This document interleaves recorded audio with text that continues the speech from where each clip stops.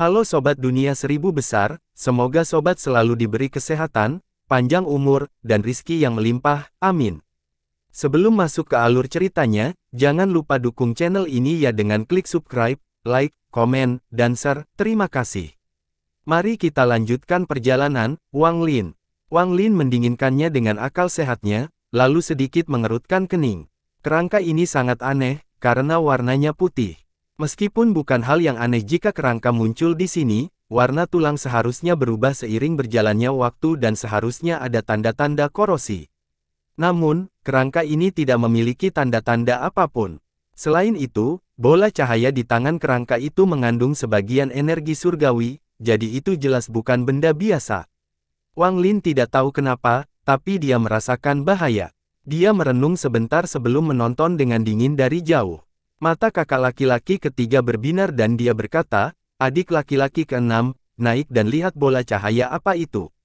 Adik laki-laki keenam ragu-ragu sebelum mengangguk dan berjalan ke depan. Saat dia melihat lebih dekat, Wang Lin tiba-tiba merasakan bahaya menjadi lebih kuat.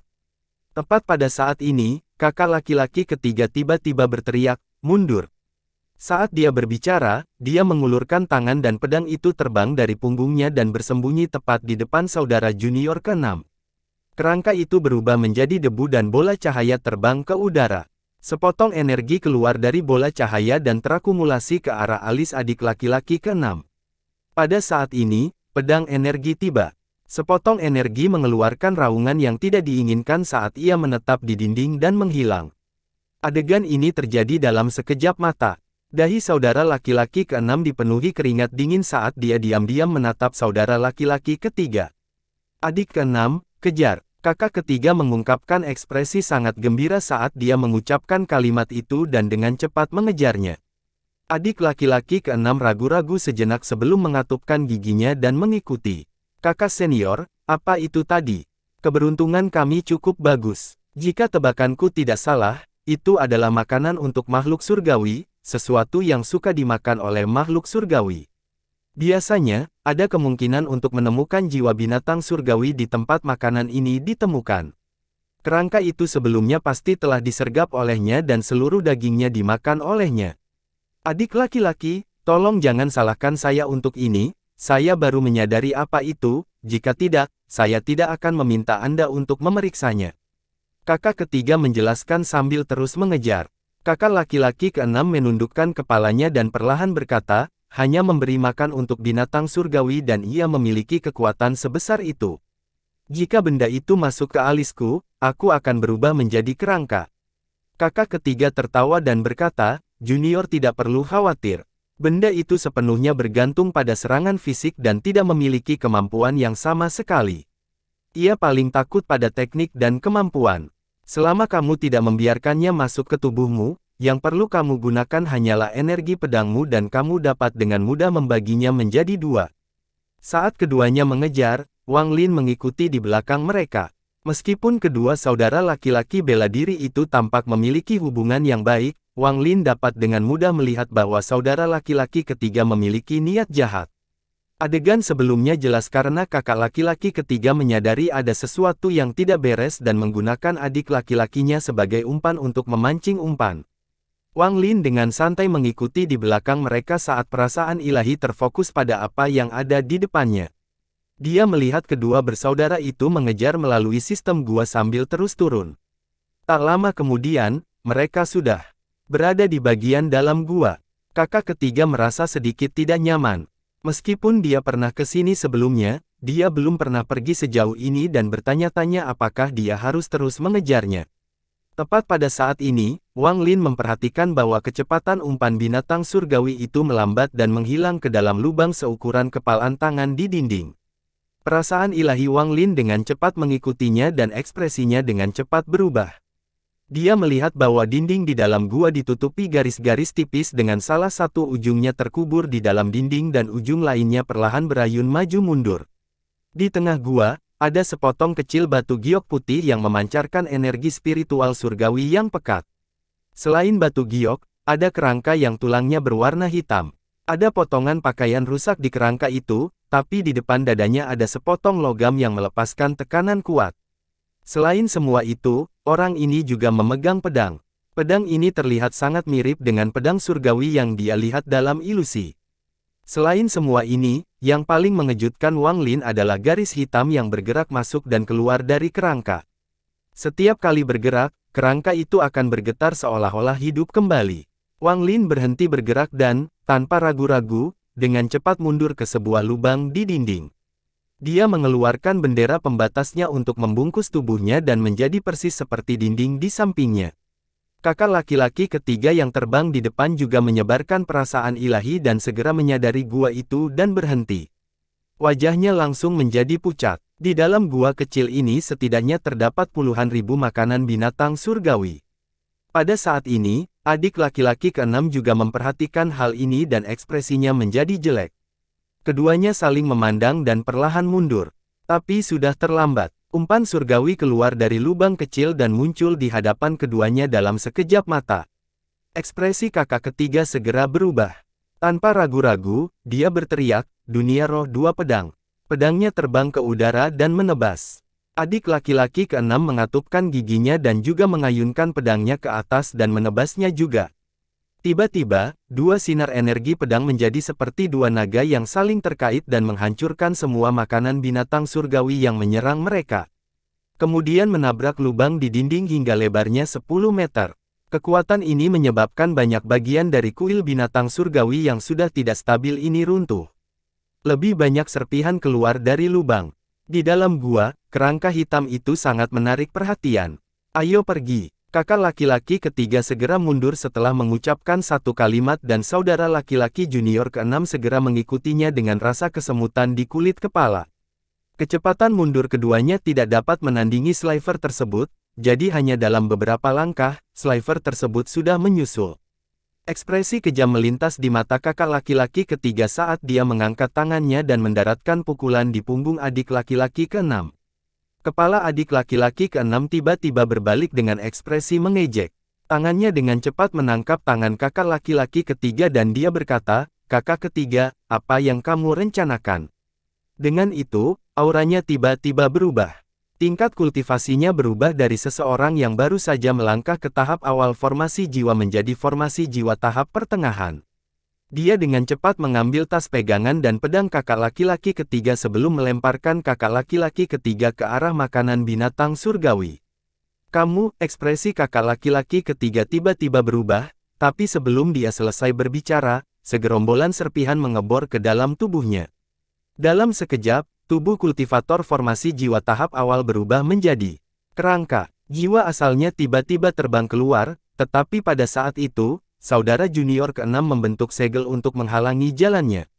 Jeda ini membuat jiwa asal kehilangan kesempatan untuk melarikan diri, namun garis hitam tiba-tiba melesat keluar dan menggali ke dalam jiwa asal. Pada saat garis hitam itu pergi, jiwa asal telah dilahap olehnya.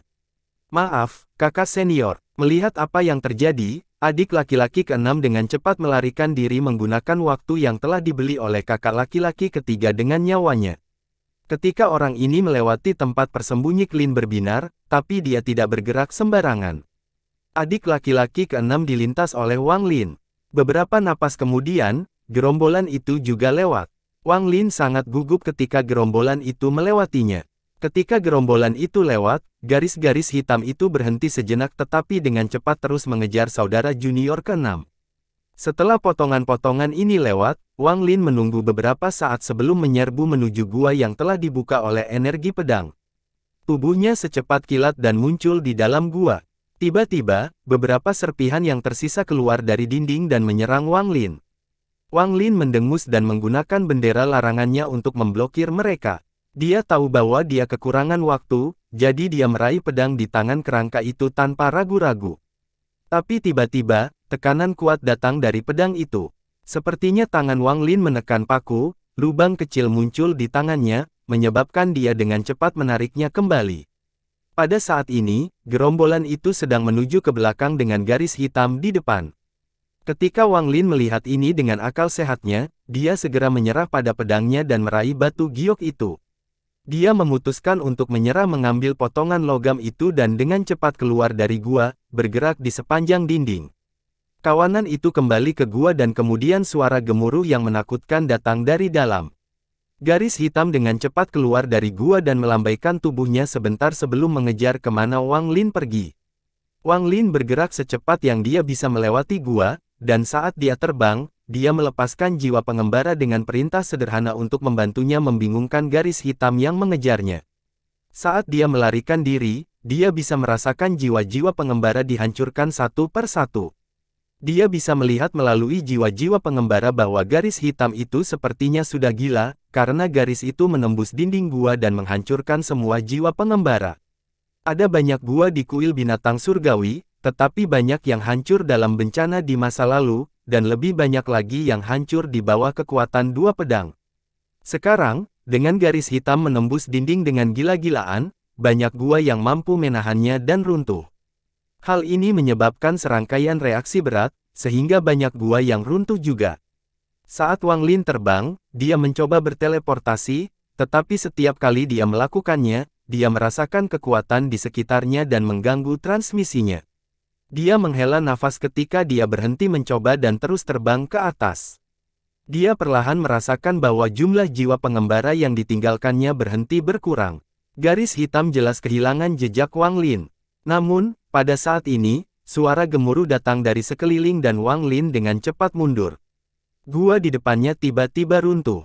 Ketika dia menyebarkan akal ilahi, dia menemukan bahwa lebih dari sebagian kuil surgawi sekarang terkubur. Jika melihat manusia ini, mereka tidak akan tahu apa yang harus dilakukan, tapi Wang Lin sudah mencapai tahap formasi jiwa, jadi selama dia tidak menemukan garis hitam itu, dia tidak perlu takut. Dia berpikir sedikit tetapi tidak segera pergi. Dia menyebarkan akal sehatnya dan terkejut saat mengetahui bahwa adik laki-laki ke-6 belum meninggal. Dia bergerak melalui gua-gua di perpecahan. Dan dari arah perjalanannya, dia tidak naik tetapi menuju ke arah Wang Lin. Mata Wang Lin berbinar dan dia tersenyum lucu. Adik laki-laki ke-6 ini adalah orang yang kejam. Dia menyembunyikan tingkat penekanannya hingga saat yang tepat. Dari kelihatannya melintas, dia menuju ke arah Wang Lin, tapi Wang Lin tidak yakin dengan tujuannya. Jika dia datang dengan niat untuk membunuh Wang Lin, maka Wang Lin tidak akan dibunuh demi hartanya. Meskipun orang ini berada pada tahap pertengahan formasi jiwa, Wang Lin yakin bahwa dengan harta sihir yang dimilikinya, dia memiliki peluang 80% untuk menang. Wang Lin mengibarkan bendera menangkap dan kabut hitam menghilang ke dinding sekitarnya. Dia meletakkan tangannya di gelang di tangannya dan diam-diam menunggu kedatangan saudara ke-6. Tidak lama kemudian, seseorang keluar dari tembok yang sedang dilihat Wang Lin. Saat orang itu keluar, dia menjadi sangat berhati-hati saat melihat Wang Lin. Dia dengan hati-hati beberapa melihat kali sebelum tertawa. Ingatlah, saya yakin hanya kita berdua yang tersisa di kuil binatang surgawi yang runtuh ini. Wang Lin terkekeh. Dia menyadari bahwa orang ini tahu dia mengikuti mereka. Artinya, ada kemungkinan orang tersebut masih menyembunyikan tingkat kerusakannya. Wang Lin dengan tenang bertanya, tempat ini telah runtuh. Mengapa rekan saya datang mencari saya alih-alih mencari jalan keluar? Adik laki-laki ke-6 melihat sekeliling. Tanpa bergerak maju, dia berkata, rekan berkompetisi mengikuti kami sepanjang jalan. Saya yakin Anda juga melihat binatang surgawi yang memberi makan. Wang Lin samar-samar tersenyum melihat bagaimana saudara junior ke-6 menghindari pertanyaan itu dan bertanya, apa maksud sesama mitra? Mata adik laki-laki ke-6 berbinar, menampilkan ekspresi misterius, dan dia berkata, ingat tidak perlu khawatir. Namaku Sun Lei. Saya tidak takut untuk memberi sesama tahu keberatan hal ini, saya sebenarnya bukan bagian dari sekte Dalou. Aku hanya ikut campur. Wang Lin tetap diam. Saat Sun Lei berbicara, dia dengan santai mengambil satu langkah ke depan, dan saat dia hendak mengambil beberapa langkah lagi, dia melihat senyum tipis di wajah Wang Lin dan berhenti. Wang Lin dengan tenang berkata, jika rekan mau mengambil langkah lain, saya harus bertindak. Sun Lei sedikit merenung dan tersenyum. Jika saya tidak setuju, saya tidak akan bertele-tele. Di dalam gua dengan makanan binatang surgawi ada 3 benda. Yang pertama adalah batu giok surgawi, yang kedua adalah sepotong logam surgawi, dan yang ketiga adalah pedang surgawi. Berapa banyak yang berhasil Anda peroleh sebelumnya?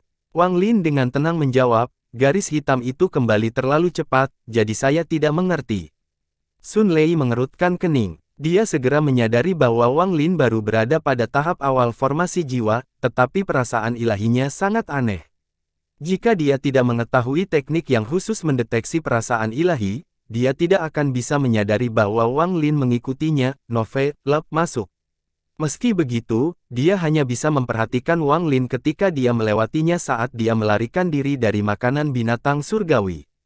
Dia mencatat perasaan ilahi Wang Lin dalam pikirannya dan baru pada saat itulah dia hampir tidak dapat dipastikan. Dari sudut pandangnya, orang ini pasti seperti dia, seseorang yang menyembunyikan tingkat kerusakannya sendiri, jadi kecuali benar-benar diperlukan, dia tidak ingin bertindak sembarangan. Selain itu, setelah pengobatan ini dan melihat betapa tenangnya orang ini, Sun Lei yakin Wang Lin menyembunyikan tingkat kerusakannya. Tidak ada cara bagi formasi jiwa tahap awal untuk menjadi setenang ini ketika menghadapi formasi jiwa tahap pertengahan. Selain itu, ada hal lain yang menghalanginya untuk bertindak. Dia bisa merasakan bahaya dari dinding sekitarnya, dan perasaan itu meningkat pesat saat dia melangkah maju. Memikirkan hal ini, dia tersenyum dan berkata, "Rekan menyumbangkan, potongan batu giok surgawi itu terbentuk dari energi surgawi yang dikumpulkan selama ribuan tahun dan dianggap tak ternilai harganya. Namun, dibandingkan dengan itu, pedang surgawi jauh lebih berharga. Saya hanya dapat mendinginkannya secara kasar pada saat itu, jadi saya tidak tahu atribut apa yang dimilikinya, tetapi itu tidak normal. Selain itu, ada juga potongan logam itu. Dugaanku adalah itu adalah sejenis harta karun pelindung." Wang Lin diam-diam mengangguk. Semakin banyak Wang Lin bertindak seperti ini, semakin kuat pemikiran Sun Lei tentang Wang Lin. Dia percaya bahwa Wang Lin sudah mengetahui semua ini, jadi dia dengan cepat berkata, "Rekan kultivator, jika kita sendirian, akan sangat sulit untuk mendapatkan harta karun dari makanan binatang surgawi. Namun, jika kita bertindak bersama, peluang kita mendapatkan harta itu akan meningkat banyak." Wah bertanya, "Oh, mengapa saya harus membantu Anda?" Sun Lei terkejut. Dia adalah orang yang cerdas, jadi dia segera menyadari apa maksudnya dan berkata, "Saya hanya menginginkan pedang surgawi. Dua lainnya akan menjadi milik Anda." "Bagaimana itu?" Wang Lin menggelengkan kepalanya. Ekspresi Sun Lei menjadi jelek dan dia berkata, "Jika rekan kultivator benar-benar menginginkan pedang surgawi, maka kamu dapat mengambilnya, tetapi dua harta yang tersisa akan menjadi milikku." Dengan pengetahuan sesama kultivator, Anda harus tahu bahwa pedang surgawi itu sendiri jauh melampaui dua benda lainnya saja, tetapi jika Anda menempatkan logam dan batu giok bersama-sama, maka nilainya sangat dekat. Wang Lin sedikit ragu. Ada semacam batasan yang ditempatkan pada pedang surgawi, jadi kecuali pedang itu dimurnikan dalam waktu yang sangat lama, mustahil untuk mengambilnya. Wang Lin yakin bahwa dia tidak akan dapat mengambilnya dalam waktu singkat. Orang ini jelas tidak mengetahui hal itu tentang pedang. Memikirkan hal ini, dia tersenyum dan berkata, "Saya tidak menginginkan pedang." Sun Lei menghela napas dan tersenyum lagi. "Kalau begitu, bagaimana kalau kita kembali ke gua?" Wang Lin menggelengkan kepalanya dan berkata, "Saya juga tidak tertarik dengan dua objek lainnya." "Anda?" Mata Sun Lei menjadi suram. Jika bukan karena dia takut Wang Lin menyembunyikan tingkat kultivasinya, dia pasti sudah naik dan membunuh Wang Lin. Kenapa lagi dia mendengarkan begitu banyak omong kosong? Sun Lei menarik napas dalam-dalam dan menahan amarahnya. Semakin banyak Wang Lin bertindak seperti ini, semakin jelas bahwa Wang Lin menyembunyikan tingkat kultivasinya. Bagaimana Wang Lin berani berbicara kepadanya seperti ini? Wang Lin dengan tenang menatap Sun Lei dan perlahan berkata, "Rekan kultivator Sun, Anda ingin saya membantu Anda mengambil pedang surgawi untuk dua item yang bahkan mungkin tidak dapat diperoleh. Apa menurutmu umurku 3 tahun?" Sun Lei menarik napas dalam-dalam, menatap Wang Lin, dan bertanya, "Rekan kultivator, apa yang Anda inginkan?" Dia juga bosan dengan omong kosongnya. Jika Wang Lin tidak mau, maka dia sendiri yang akan mengambil risiko.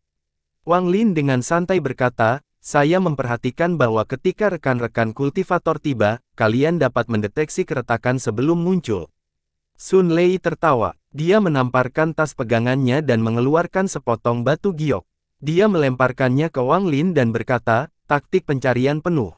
Ini adalah teknik dari Sekte Dalou. Tidak masalah memberikannya kepadamu sebagai hadiah. Wang Lin mengambil batu giok itu dan menyimpannya setelah memindainya, lalu berkata, "Rekan, kultivator memang cepat dalam mengambil keputusan, jadi saya juga tidak akan bertele-tele lagi. Aku ingin labu itu dari tas kakak ketigamu, lalu aku bersedia mengambil risiko ini bersamamu." "Tidak memungkinkan," Sun Lei berkata tanpa ragu-ragu. "Labu ini adalah alasanku bergabung dengan Sekte Dalou, jadi tolong jangan mempersulitku." Wang Lin mengerutkan kening. Sun Lei mengatupkan giginya dan berkata, "Rekan kultivator, saya tidak bisa memberi Anda labu ini, tapi saya bisa memberi Anda sepotong kayu pemurnian. Meskipun efek kayu ini tidak sebaik efek labu, namun memiliki efek yang sama dalam menyerap energi spiritual surgawi." Dengan itu, dia dengan susah payah mengambil sepotong kayu putih dan menyimpannya setelah membiarkan Wang Lin melihatnya. Wang Lin merenung sedikit. Meskipun membunuh orang ini demi labu pemurnian itu layak dilakukan, dia harus menghabiskan banyak hartanya. Namun, tempat ini adalah alam surgawi. Itu sangat berbahaya, dan ada kupu-kupu merah. Jika dia menggunakan terlalu banyak harta sekarang, maka ketika dia menghadapi penggarap kuat atau kupu-kupu merah, dia akan mendapat masalah. Memikirkan hal ini, Wang Lin mengangguk dan berkata, "Baiklah, berikan aku kayu pemurnian itu dan aku akan membantumu sekali. Namun, apakah Anda mendapatkan pedang surgawi atau tidak, itu tergantung pada keberuntungan Anda sendiri. Bahkan jika kamu tidak bisa mendapatkan pedangnya, kayu pemurnian tetap menjadi milikku." Sun Lei mengangguk dan berkata, "Itu wajar. Namun, aku tidak bisa memberikannya padamu sekarang. Belum terlambat untuk memberikannya padamu begitu kita sampai di pintu masuk gua." "Saya juga harus waspada." Mata Wang Lin berbinar. Dia melambaikan lengan bajunya dan berkata, "Rekan kultivator, memimpin jalan."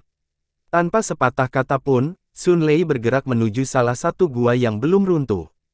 Keduanya berjalan menuju gua, menjaga jarak satu sama lain. Jelas sekali bahwa tidak satu pun dari mereka yang percaya satu sama lain, jadi mereka saling waspada. Sun Lei mencibir dan berpikir, bahkan jika kamu menyembunyikan tingkat kultivasimu, begitu aku mendapatkan pedang dan kamu mencoba mencurinya, aku akan meninggalkan alam surgawi dan menggunakan harta sekte untuk membunuhmu.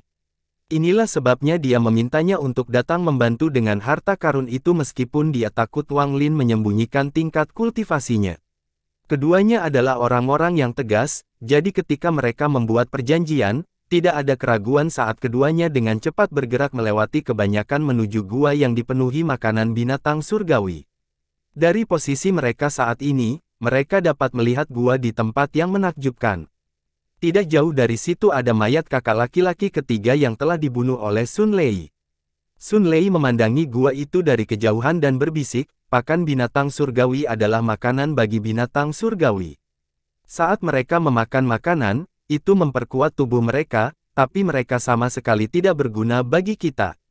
Saya tidak percaya masih banyak makanan binatang surgawi di kuil binatang surgawi ini. Ini pasti karena pakan binatang angkasa hitam itu. Apakah sesama tetangga tahu mengapa pakan binatang surgawi itu ada?" Mata Wang Lin tenang saat dia menjawab, "Saya yakin ini ada batasnya dengan kerangka hitam itu." Dia ingat pertama kali dia melihat garis hitam, garis itu bergerak di dalam kerangka. Setiap kali masuk dan keluar, kerangka itu akan bergetar seolah-olah akan hidup kembali. Sun Lei meletakkan potongan batu giok dan perlahan berkata, "Pengalaman sesama kuat memang tidak biasa. Makanan binatang surgawi itu pasti menggunakan suatu metode untuk memelihara daging dan bahkan jiwa surgawi dari kerangka itu selama bencana yang menghancurkan alam surgawi." Ia bersembunyi di dalam kerangka dan kemudian, setelah jangka waktu yang lama, memperoleh wilayah kekuasaannya sendiri. Itu pasti menjadi alasan mengapa ada begitu banyak makanan binatang surgawi di sekitar, mereka semua pastilah keturunannya. Wang Lin tetap diam. Sun Lei berkata, dengan nada serius, "Ingatlah, sebentar lagi, saya akan memancing makhluk surgawi itu keluar dengan sebuah teknik. Kami akan membunuh sebanyak yang kami bisa, dan begitu garis hitam itu bergerak, kami akan bertemu kembali di tempat kami bertemu." Wang Lin mengangguk. Dia pertemuan tangan dan habitat binatang itu berubah menjadi katak petir. Katak petir. Murid Sun Lei menyusut saat dia melihat Wang Lin. Dia bahkan lebih yakin sekarang bahwa Wang Lin menyembunyikan tingkat kultivasinya. Bagaimana dia bisa menangkap makhluk roh langka berkualitas tinggi? Wang Lin dengan tenang berkata, "Mari kita mulai." Tanpa berkata apa-apa, Sun Lei membentuk segel dan berteriak. Pedang di belakang punggungnya segera terbang dan melesat ke dalam gua. Terdengar suara teredam sebelum pedang itu tiba-tiba ditembakkan kembali. Mengikuti di belakangnya adalah bola makanan binatang surgawi. Umpan binatang surgawi yang tak terhitung jumlahnya melompat keluar dari bola menuju Sun Lei dan Wang Lin. Adegan ini akan membuat kulit kepala siapapun mati rasa. Jika mereka tertangkap oleh mereka, nasib mereka akan sama dengan nasib kerangka itu. Sun Lei meraung dan semua batu giok yang ditinggalkannya di tanah hancur. Asap berwarna pelangi keluar dari batu giok dan menutupi makanan binatang itu. Segera, makanan binatang itu jatuh ke tanah, bergerak-gerak. Namun, jumlahnya terlalu banyak, sehingga asap berwarna pelangi menghilang hanya dalam beberapa saat. Tanpa melompat mundur saat pedangnya terbang di atas kepalanya dan menunjuk ke arah mereka. Energi pedang ditembakkan ke arah makanan binatang itu. Kemanapun virus itu lewat, banyak dari mereka yang meninggal. Meski begitu, terowongan itu masih dipenuhi makanan binatang angkasa. Mereka ingin datang dan melahap semua makhluk hidup. Sun Lei terus mundur. Mata Wang Lin berbinar saat perut katak guntur membengkak dan gelombang guntur terdengar di dalam. Segera, ia membuka mulutnya dan bola petir keluar, diikuti oleh gemuruh guntur. Tiba-tiba, gelombang tubuh makanan binatang surgawi berputar dan menghilang dalam petir. Sun Lei terkejut. Dia tidak mengira petir itu akan sekuat ini. Ketakutannya terhadap Wang Lin meningkat. Bola petir berisi kekuatan surga. Ia mampu maju 10 meter sebelum menghilang. Namun, makanan binatang itu masih terus menyerang mereka. Wang Lin mundur dan menunjuk katak guntur. Perut katak guntur membengkak dan kemudian ia meludahkan bola petir lagi ke makanan binatang itu. Bola petir menderu ke arah makanan binatang itu. Makanan binatang yang tak terhitung jumlahnya untuk pertama kalinya sepertinya merasa takut. Alih-alih bergerak maju, mereka malah ingin mundur dari bola petir. Namun, pada saat ini, raungan tajam bergema dan garis hitam muncul di antara makanan binatang itu. Garis hitam bergerak melalui semua makanan binatang lainnya dan menyerang bola petir tanpa rasa takut. Setelah katak petir memuntahkan 2 bola petir, ia sangat lelah dan tampak lemah. Ketika Wang Lin melihat binatang hitam itu memberi makan, dia tidak ragu-ragu untuk segera mengambil katak guntur dan melarikan diri. Saat dia berlari, dia menunjuk ke alisnya dan banyak jiwa pengembara muncul. Adapun Sun Lei, dia mengungkapkan ekspresi ragu-ragu sebelum menghela nafas dan menyerah pada gagasan pergi ke gua setelah makanan binatang surgawi mulai mengejar Wang Lin. Lagi pula, itu terlalu berbahaya, dan kesalahan apapun bisa menyebabkan kematian. Jadi, saat Wang Lin mundur, dia juga mundur dan dengan cepat melarikan diri ke arah lain. Sedangkan untuk bola petir, umpan binatang hitam mengebor ke dalamnya, menyebabkannya menyusut. Setelah serangkaian suara berderak dan letupan, bola petir menghilang sepenuhnya. Pakan binatang hitam itu mengeluarkan raungan yang tajam. Orang dapat melihat bahwa tubuhnya tidak lagi hitam melainkan ungu, dan ada kilatan petir di permukaannya. Ia mengembunkan tubuhnya dan melompat dengan kecepatan yang sangat cepat sehingga bahkan indera ketuhanan pun tidak dapat menguncinya hampir sepanjang waktu. Target yang dipilihnya bukanlah Wang Lin, tapi Sun Lei. Saat Wang Lin melarikan diri, ekspresinya tiba-tiba berubah saat dia mengeluarkan bendera larangan dan melemparkan beberapa pil ke dalam mulutnya. Kekuatan pengisapan datang dari perangkap binatang itu, dan setelah sekian lama, akhirnya berhenti. Wang Lin bangkit. Wajahnya agak jelek. Kali ini, perangkap binatang itu mulai mengambil energi spiritual setengah hari ke depan. Katak petir pasti mengeluarkan terlalu banyak energi. Meskipun perangkap binatang ini mudah digunakan, biayanya terlalu tinggi. Wang Lin merenung sedikit sebelum terbang. Sepanjang jalan, jiwa-jiwa pengembara melewati tembok dan kembali kepadanya satu persatu. Begitu mereka semua kembali, Wang Lin menemukan bahwa tidak ada satupun yang hilang. Ini membuatnya sangat senang karena itu berarti pakan binatang hitam memilih untuk mengejar Sun Lei kali ini. Tidak lama kemudian, Wang Lin tiba di gua tempat mereka sepakat untuk bertemu dan duduk. Dia menyebarkan akal ilahi dan menemukan Sun Lei di sebuah gua sekitar 10.000 kaki jauhnya. Sun Lei saat ini berada dalam kondisi yang sangat menyedihkan. Pakaiannya robek, memperlihatkan baju besi perak di bawahnya. Jelas sekali baju besi perak itulah yang memungkinkan dia melarikan diri dari umpan binatang hitam itu 2 kali. Tangan kanannya berlumuran darah dan satu jarinya hilang. Dia saat ini sedang duduk di sana, berkultivasi dengan ekspresi suram. Ketika perasaan ilahi Wang Lin mengamati area tersebut, ekspresinya segera berubah dan menunjukkan sedikit ketakutan. Mata Wang Lin berbinar. Dia melompat ke dinding dan mengaktifkan teknik pelarian bumi untuk bergerak menuju Sun Lei. Sun Lei juga memperhatikan dan segera mengeluarkan beberapa pil. Dia mengungkapkan ekspresi sedih saat dia menelannya dan dengan cepat duduk untuk berkultivasi. 10.000 kaki bukanlah jarak yang terlalu jauh bagi seorang penggarap formasi jiwa, tetapi ada banyak gua yang harus dilalui dan kekuatan misterius yang mencegah teleportasi. Setengah jam kemudian, Wang Lin muncul di dalam gua tempat Sun Lei berada. Ekspresi Sun Lei langsung menjadi jelek. Dia menjentikkan tangan kanannya sambil menatap Wang Lin. Wang Lin dengan tenang berkata, "Saudara Sun, mohon terus berkultivasi sementara saya melindungi Anda." Wang Lin diam-diam menghela nafas. Dia tidak tahu pil apa yang telah ditelan Sun Lei, tetapi pil itu memungkinkan Sun Lei memulihkan kekuatannya hingga 80% dari kondisi lemahnya. Penyihir Wang Lin ini melepaskan rencana sebelumnya. Sun Lei terkejut karena dia tidak menyangka Wang Lin akan mengatakan ini. Tentu saja, dia tidak mempercayainya, namun dia tetap berkata, "Kalau begitu, saya akan mengganggu sesama kultivator untuk meminta bantuan." Wang Lin tidak mengatakan apapun dan duduk bersila.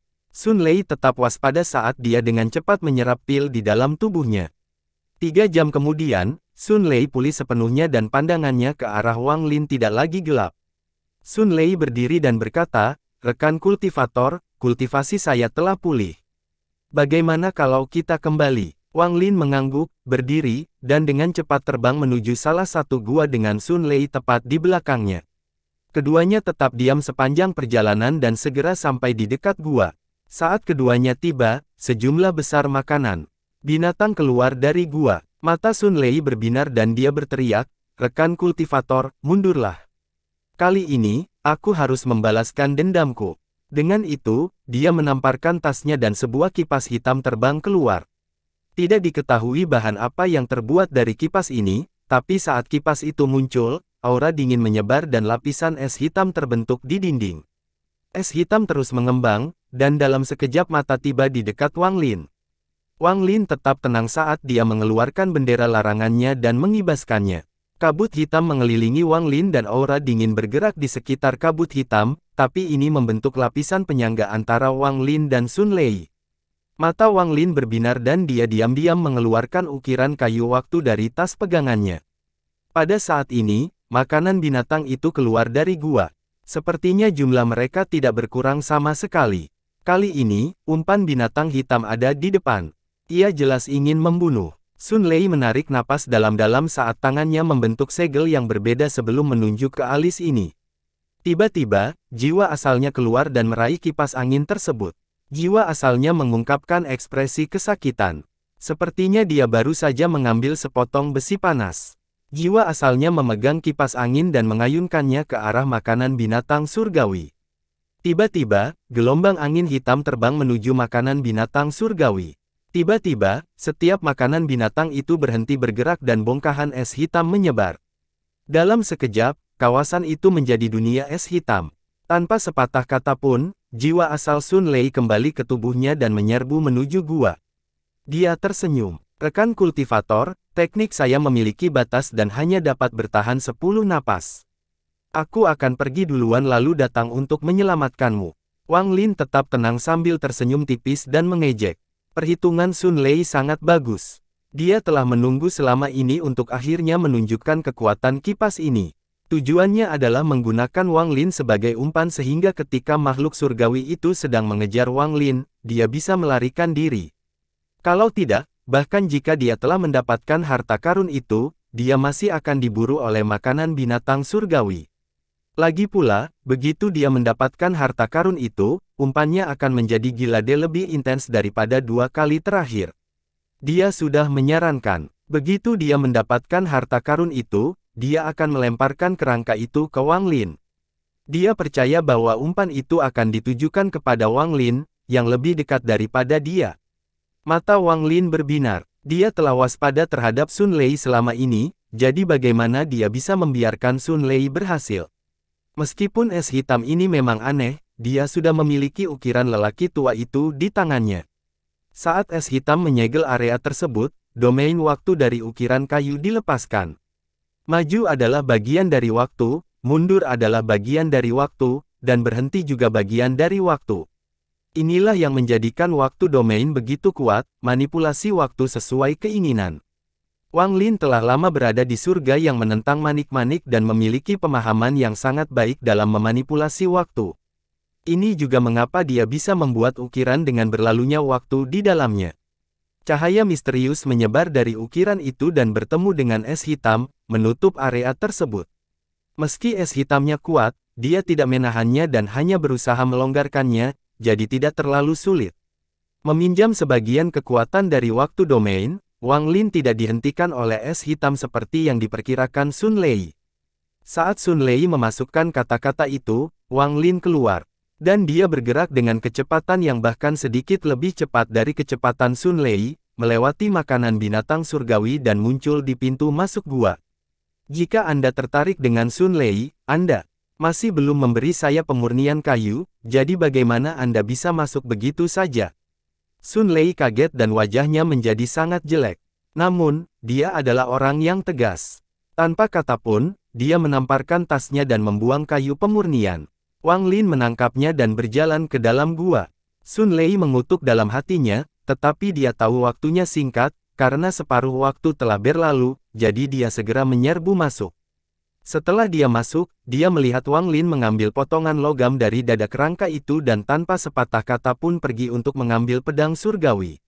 Tapi begitu tangannya menyentuh pedang surgawi, dia mengeluarkan erangan menyedihkan saat lubang muncul di tangannya. Wang Lin bahkan tidak melihatnya dan keluar dari gua.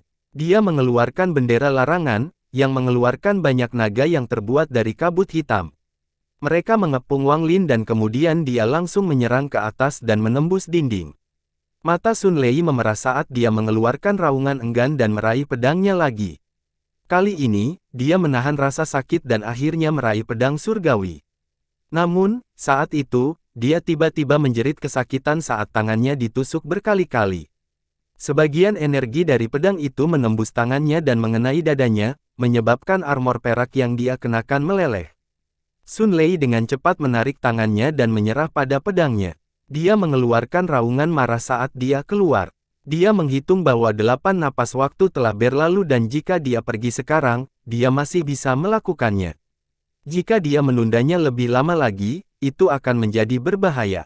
Tapi tidak ada satupun di dunia ini yang bisa dihitung dengan sempurna.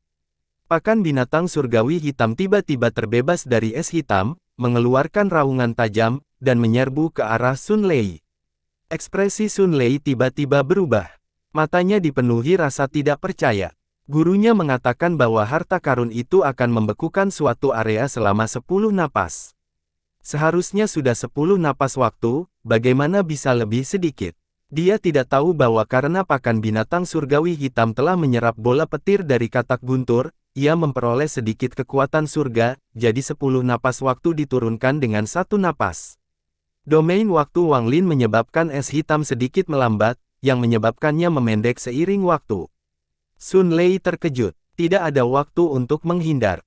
Dia bisa merasakan kematian mendekatinya dan saat dia melihat Wang Lin pergi. Rasa frustrasi yang kuat memenuhi dirinya. Sedikit kegilaan muncul di matanya saat dia menamparkan dahinya dan sebuah manik hitam terbang keluar dari sana. Dia mengungkapkan ekspresi memilukan yang belum pernah dilihat sebelumnya. Manik hitam ini terbentuk melalui ratusan tahun budidaya dan akhirnya mengambil bentuk padat ketika mencapai tahap formasi jiwa. Menurut metode budidaya sektenya, manik hitam ini adalah kunci untuk membentuk jiwa asal kedua. Begitu dia kehilangan manik ini, tingkat budidayanya akan turun drastis dari tahap pertengahan formasi jiwa ke tahap jiwa yang baru lahir. Sun Lei menutup matanya dan berkata, meledak. Manik hitam itu tiba-tiba mengeluarkan cahaya hitam dan meledak. Cincin cahaya hitam menyebar. Umpan binatang hitam itu tiba-tiba dikompres menjadi bola untuk memblokir pukulan ini. Tapi makhluk surgawi yang memberi makan di belakangnya yang baru saja keluar dari dinding es hitam menghilang tanpa perlawanan. Bahkan gua di sekitarnya pun menghilang tanpa jejak. Kekuatan ledakan manik ini mencapai batas yang dapat ditampung oleh pecahan ini, sehingga mulai runtuh. Keretakan ruang yang tak terhitung jumlahnya muncul di langit dan menjadi semakin besar. Di darat, lahar meledak dan melesat ke udara. Langit dan bumi bergetar hebat dan cahaya kematian muncul di langit. Tak lama kemudian, sebagian besar langit dan tanah menghilang seolah-olah sedang dilahap. Saat Sun Lei membuat manik hitam itu meledak, tubuhnya menghilang tanpa jejak. Adapun Wang Lin, ketika dia melarikan diri, dia tiba-tiba merasakan kekuatan destruktif dari bawah dan kekuatan misterius yang mencegah teleportasi tiba-tiba runtuh. Dia terkejut dan hendak menggunakan teleportasi sebelum tiba-tiba memaksa dirinya untuk berhenti. Dia bisa merasakan tanah di sekitarnya bergetar dan menimbulkan gelombang suara gemuruh. Fragmen alam surgawi sedang runtuh. Wang Lin senang dia tidak berteleportasi, atau dia mungkin berteleportasi ke celah ruang. Wang Lin diam-diam mengutuk. Dia mengelilingi dirinya dengan bendera pembatasan dan menyerang seperti kilat. Tanpa kekuatan misterius di sana, kecepatannya telah kembali normal. Namun keruntuhan tanah lebih cepat lagi. Wang Lin tiba-tiba menyadari dengan perasaan ilahi bahwa satu-satunya hal dalam jarak 1000 kaki adalah kehampaan yang gelap. Kekosongan gelap ini seperti mulut besar yang terus melahap segalanya. Dia tiba-tiba terkejut. Runtuhnya pecahan ini terus berlanjut, dan dalam sekejap mata, kekosongan itu berjarak 500 kaki. Wang Lin menghirup udara dingin saat dia dengan cepat terbang ke atas. Pelahapannya terus berlanjut, 500 kaki, 300 kaki, 200 kaki, 100 kaki. Wajah Wang Lin pucat. Dia masih jauh dari mencapai permukaan tanah. Kecepatan melahapnya terlalu cepat. Jelas dia tidak akan bisa keluar tepat waktu. Dia mengungkapkan ekspresi kejam di matanya saat dia mengeluarkan sepotong kecil kristal dari tasnya.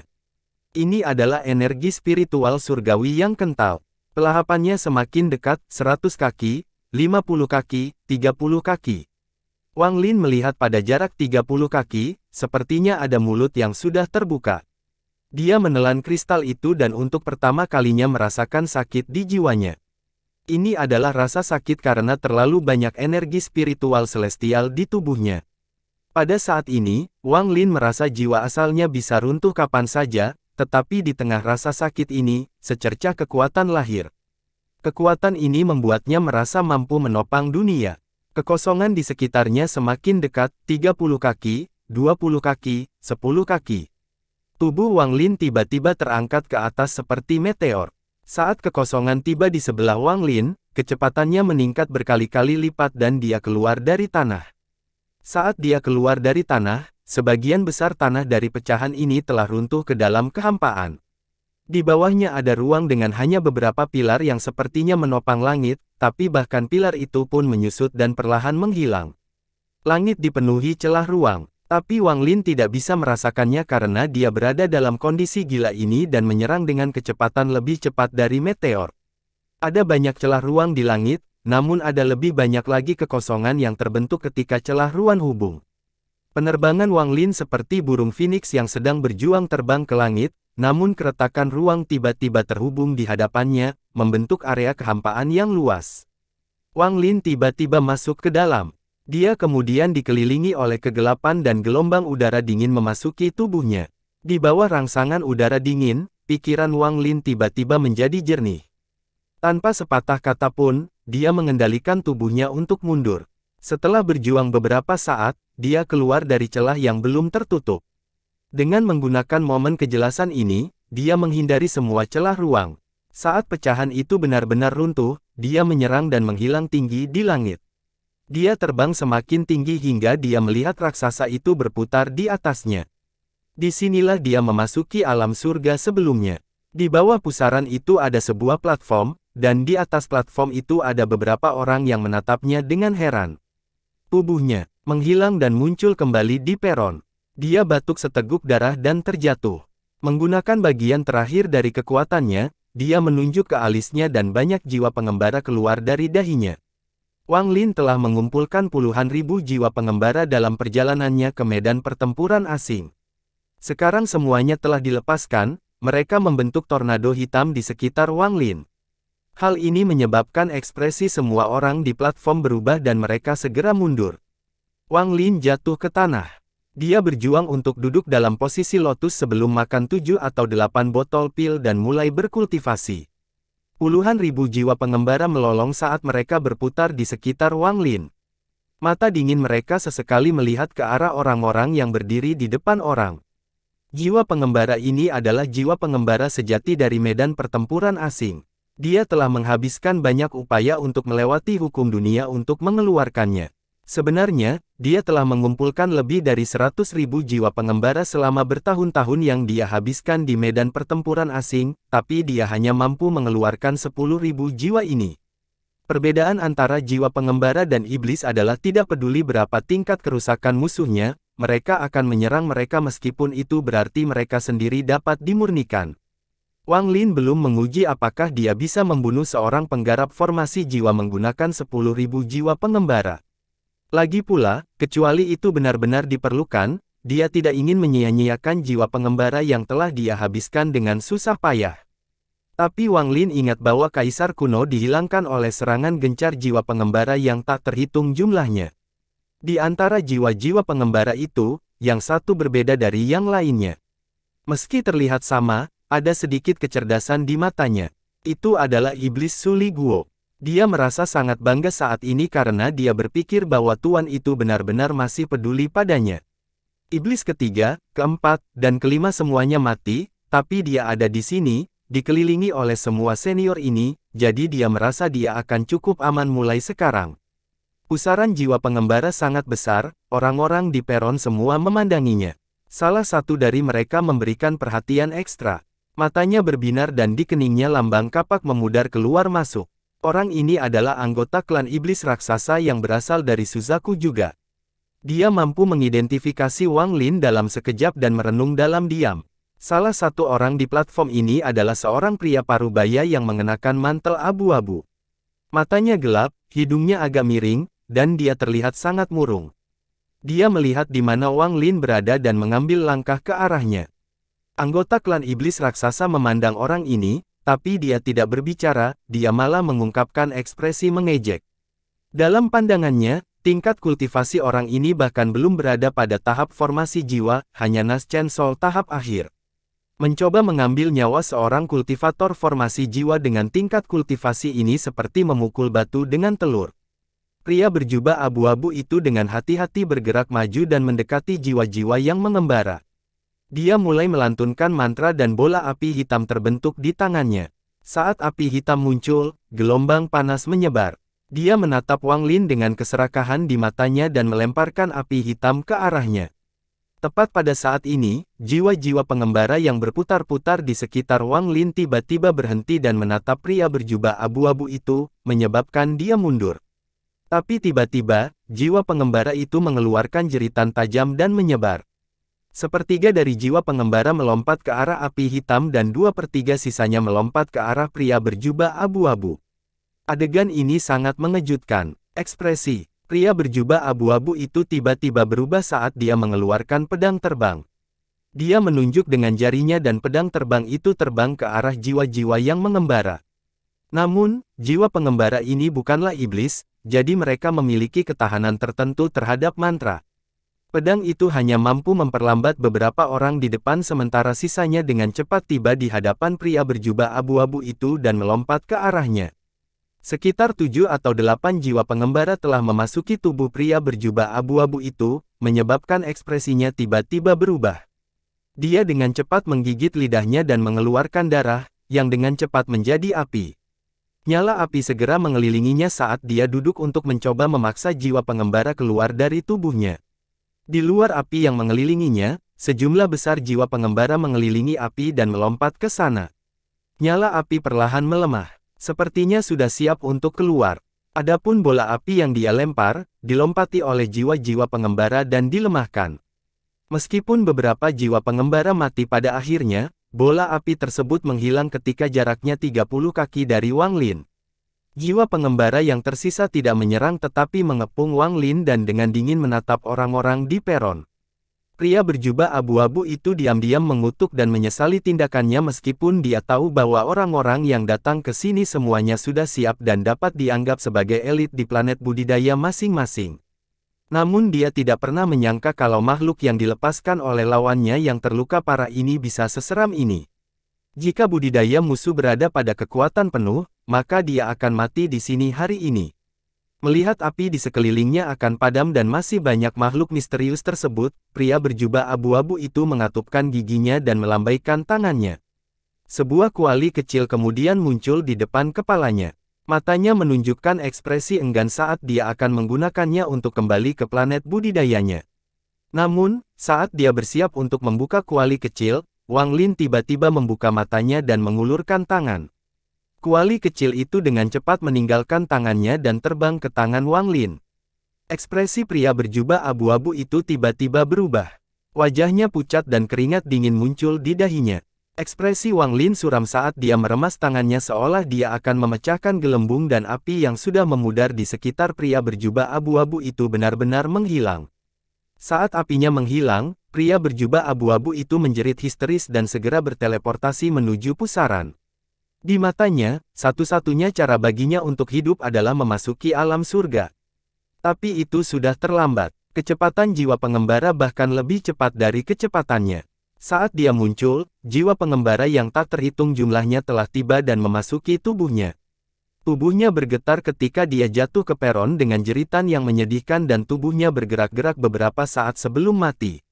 Daging di tubuhnya perlahan menghilang saat ia menjadi kerangka. Seseorang dapat melihat jiwa-jiwa pengembara dengan gembira keluar masuk tubuhnya. Mata Wang Lin berbinar. Di bawah komandonya, jiwa-jiwa pengembara di sekitarnya kembali kepadanya dan menghilang ke alisnya. Pada saat ini, pria dari klan iblis raksasa tertawa. Dia mengambil beberapa langkah ke depan dan berkata, "Rekan kultivator, apa yang terjadi yang menyebabkan Anda sedemikian rupa sehingga bahkan seorang kultivator jiwa baru lahir berani menjadi serakah terhadap Anda?" Wang Lin memandang orang itu dan dengan tenang berkata, "Sebuah pecahan alam surgawi runtuh." Pria dari klan iblis raksasa itu terkejut. Dia memandang Wang Lin dengan ekspresi takjub dan berkata, "Rekan kultivator, tidak sembarang orang bisa lolos dari runtuhnya pecahan alam surgawi. Saya sangat mengagumi Anda. Saya Cihu dari klan setan raksasa. Siapa namamu?" Wang Lin menggelengkan kepalanya dan berkata, "Itu hanya karena keberuntungan. Namaku Cheng Niu." Memikirkan runtuhnya pecahan itu, dia merasa takut. Jika dia tidak sembarangan melahap batu giok langit, dia pasti sudah mati. Cheng Niu, Cihu merenung sejenak sebelum matanya tiba-tiba menjadi serius dan bertanya, "Apakah sesama kultivator adalah anggota keluarga Cheng yang merupakan bagian dari negara budidaya jiwa surga peringkat 5 di bagian selatan Suzaku?" Wang Lin kaget dan diam-diam menggelengkan kepalanya. Cihu berpikir lama sekali. Satu-satunya negara budidaya peringkat tinggi dengan keluarga bernama Cheng adalah negara jiwa surga. Meski tidak mengakuinya, Cihu tidak percaya bahwa Cheng Niu telah memperoleh kultivasinya sendiri.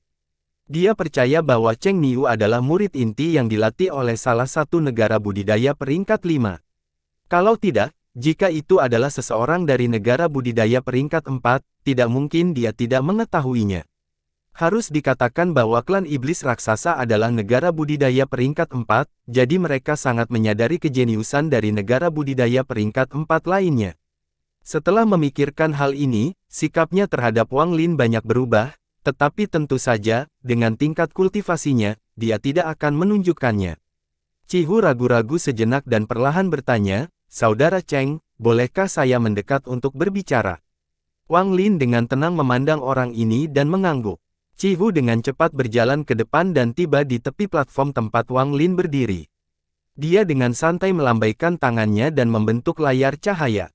Ekspresi Wang Lin tetap sama, tapi dia diam-diam bersikap waspada. Cihu dengan tulus berkata, "Saudara Cheng, karena kami berdua berasal dari Suzaku, saya harap Anda dapat membantu saya." Wang Lin tersenyum. "Oh, jika saudara Cihu mengalaminya, masalah apapun dapat Anda ceritakan kepada saya." Cihu mengatupkan giginya, mengeluarkan sebuah batu giok, melemparkannya ke Wang Lin. Dia kemudian berkata, setelah rekan kultivator melihat ini, Anda akan mengerti. Wang Lin menangkap batu giok itu dan memindainya dengan akal ilahi. Bahkan Wang Lin sendiri mau tak mau kehilangan kendali emosinya sedikit pun. Giok ini berisi gambar yang direkam oleh akal ilahi. Ini adalah pemandangan dari tempat yang sangat indah. Itu dipenuhi bunga, rumput hijau, dan air jernih. Hal yang paling menarik perhatian adalah genangan air. Mengambang di kolam adalah peti mati batu giok. Ada 3 pedang surgawi yang mencuat dari peti mati batu giok. Pedang itu terlihat sangat mirip dengan yang ada di tangan kerangka hitam itu. Hal lain yang menyebabkan pupil Wang Lin menyusut adalah jika dia tidak salah, seluruh peti batu giok terbuat dari batu giok surgawi. Sementara itu, ada beberapa tanaman yang mengapung di atas kolam. Jelas itu bukan tanaman biasa. Wang Lin merenung sejenak sebelum mengembalikan batu giok itu kepada Cihu. Dia tetap diam. Cihu memandang Wang Lin dan berbisik, "Saudara Cheng, tempat ini ditemukan oleh salah satu jenius klan iblis raksasa saya beberapa tahun yang lalu ketika dia datang ke sini. Dia secara tidak sengaja menemukan tempat ini, tetapi tempat itu dijaga oleh binatang surgawi dan batasan yang kuat, dan karena dia tidak cukup kuat, dia diam-diam mencatat ini dan kembali." Wang Lin merenung sedikit dan berkata, "Sudah bertahun-tahun berlalu. Mungkin telah ditemukan oleh seseorang." Cihu tersenyum. "Tidak mungkin, Saudara Cheng. Saya berjanji kepada Anda bahwa tempat ini belum ditemukan. Maaf, tapi saya tidak bisa mengatakan alasannya saat ini." Wang Lin berpikir sejenak dan kemudian berkata, "Saya khawatir akan sangat sulit bagi kita berdua untuk memasuki tempat ini." Cihu tersenyum dan berkata, "Akan sangat sulit bagi kita berdua untuk masuk, tapi aku telah meminta orang lain. Jika kami bertiga pergi, saya cukup yakin kami akan sampai di sana." Mata Wang Lin berbinar. Dia berkata, "Saya tidak bisa langsung menjawab Anda. Biarkan saya berpikir selama beberapa hari." Cihu mengangguk. "Tentu saja. Bagaimana dengan ini, jika Saudara Cheng setuju, temui saya di sini dalam 1 bulan, tetapi jika Anda belum tiba pada saat itu, saya tidak akan menunggu Anda." Dengan itu, dia mengambil sebagian batu giok dan menyerahkannya kepada Wang Lin. Wang Lin menerima batu giok itu dan menyadari bahwa batu itu sama dengan yang ada di Sekte Daluo. Itu digunakan untuk berteleportasi di sekitar alam surgawi. Namun, tidak seperti yang ada di Sekte Daluo, hanya ada satu pecahan yang menyala.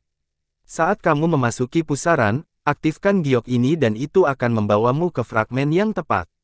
Kakak Cheng, aku akan menunggumu di sana. Dengan itu, Cihu menggenggam tangannya dan berjalan ke pusaran air. Wang Lin menyimpan batu giok itu dan kemudian duduk bersila. Dia mengeluarkan bendera larangan dan mengelilingi dirinya dengan bendera itu. Jiwa asalnya terbang keluar dan mengungkapkan ekspresi yang menyakitkan. Sebuah batu giok langit seukuran butiran beras dikeluarkan dari jiwa asalnya. Setelah batu giok ini dipaksa keluar dari jiwa asalnya, jiwa asal melemah dan tampak siap runtuh kapan saja saat perlahan kembali ke tubuhnya. Setelah sekian lama, Wang Lin membuka matanya, menampilkan ekspresi lelah. Dia melihat batu giok surgawi sebelum dimasukkan kembali ke dalam tasnya. Dengan tingkat pemikiran Wang Lin, dia bahkan tidak bisa menyerap energi spiritual surgawi, apalagi batu giok surgawi. Hanya penggarap formasi jiwa tahap akhir yang bisa mencoba menyerapnya dalam upaya menerobos ke tahap transformasi jiwa. Dapat dikatakan bahwa jumlah yang melibatkan transformasi jiwa sangat sedikit karena tidak banyak orang yang dapat memasuki alam surgawi untuk mendapatkan energi spiritual surgawi yang cukup. Di sekte tertentu, yang memiliki sejarah puluhan ribu tahun, mereka memiliki simpanan batu giok surga, tetapi hanya elit dan tetua sekte ini yang dapat menggunakannya. Kurangnya penggarap transformasi jiwa adalah alasan mengapa jumlah penggarap ascendan semakin sedikit. Jika seseorang mencoba menyerap energi spiritual surgawi sebelum mereka mencapai tahap akhir formasi jiwa, itu bukan lagi harta karun, melainkan racun. Wang Lin tersenyum pahit. Jiwanya rusak parah, tapi sepi, dia memiliki jiwa pengembara. Setelah memasaknya, dia bisa memulihkan sedikit. Dia menamparkan tasnya dan sepotong batu giok putih muncul di tangannya.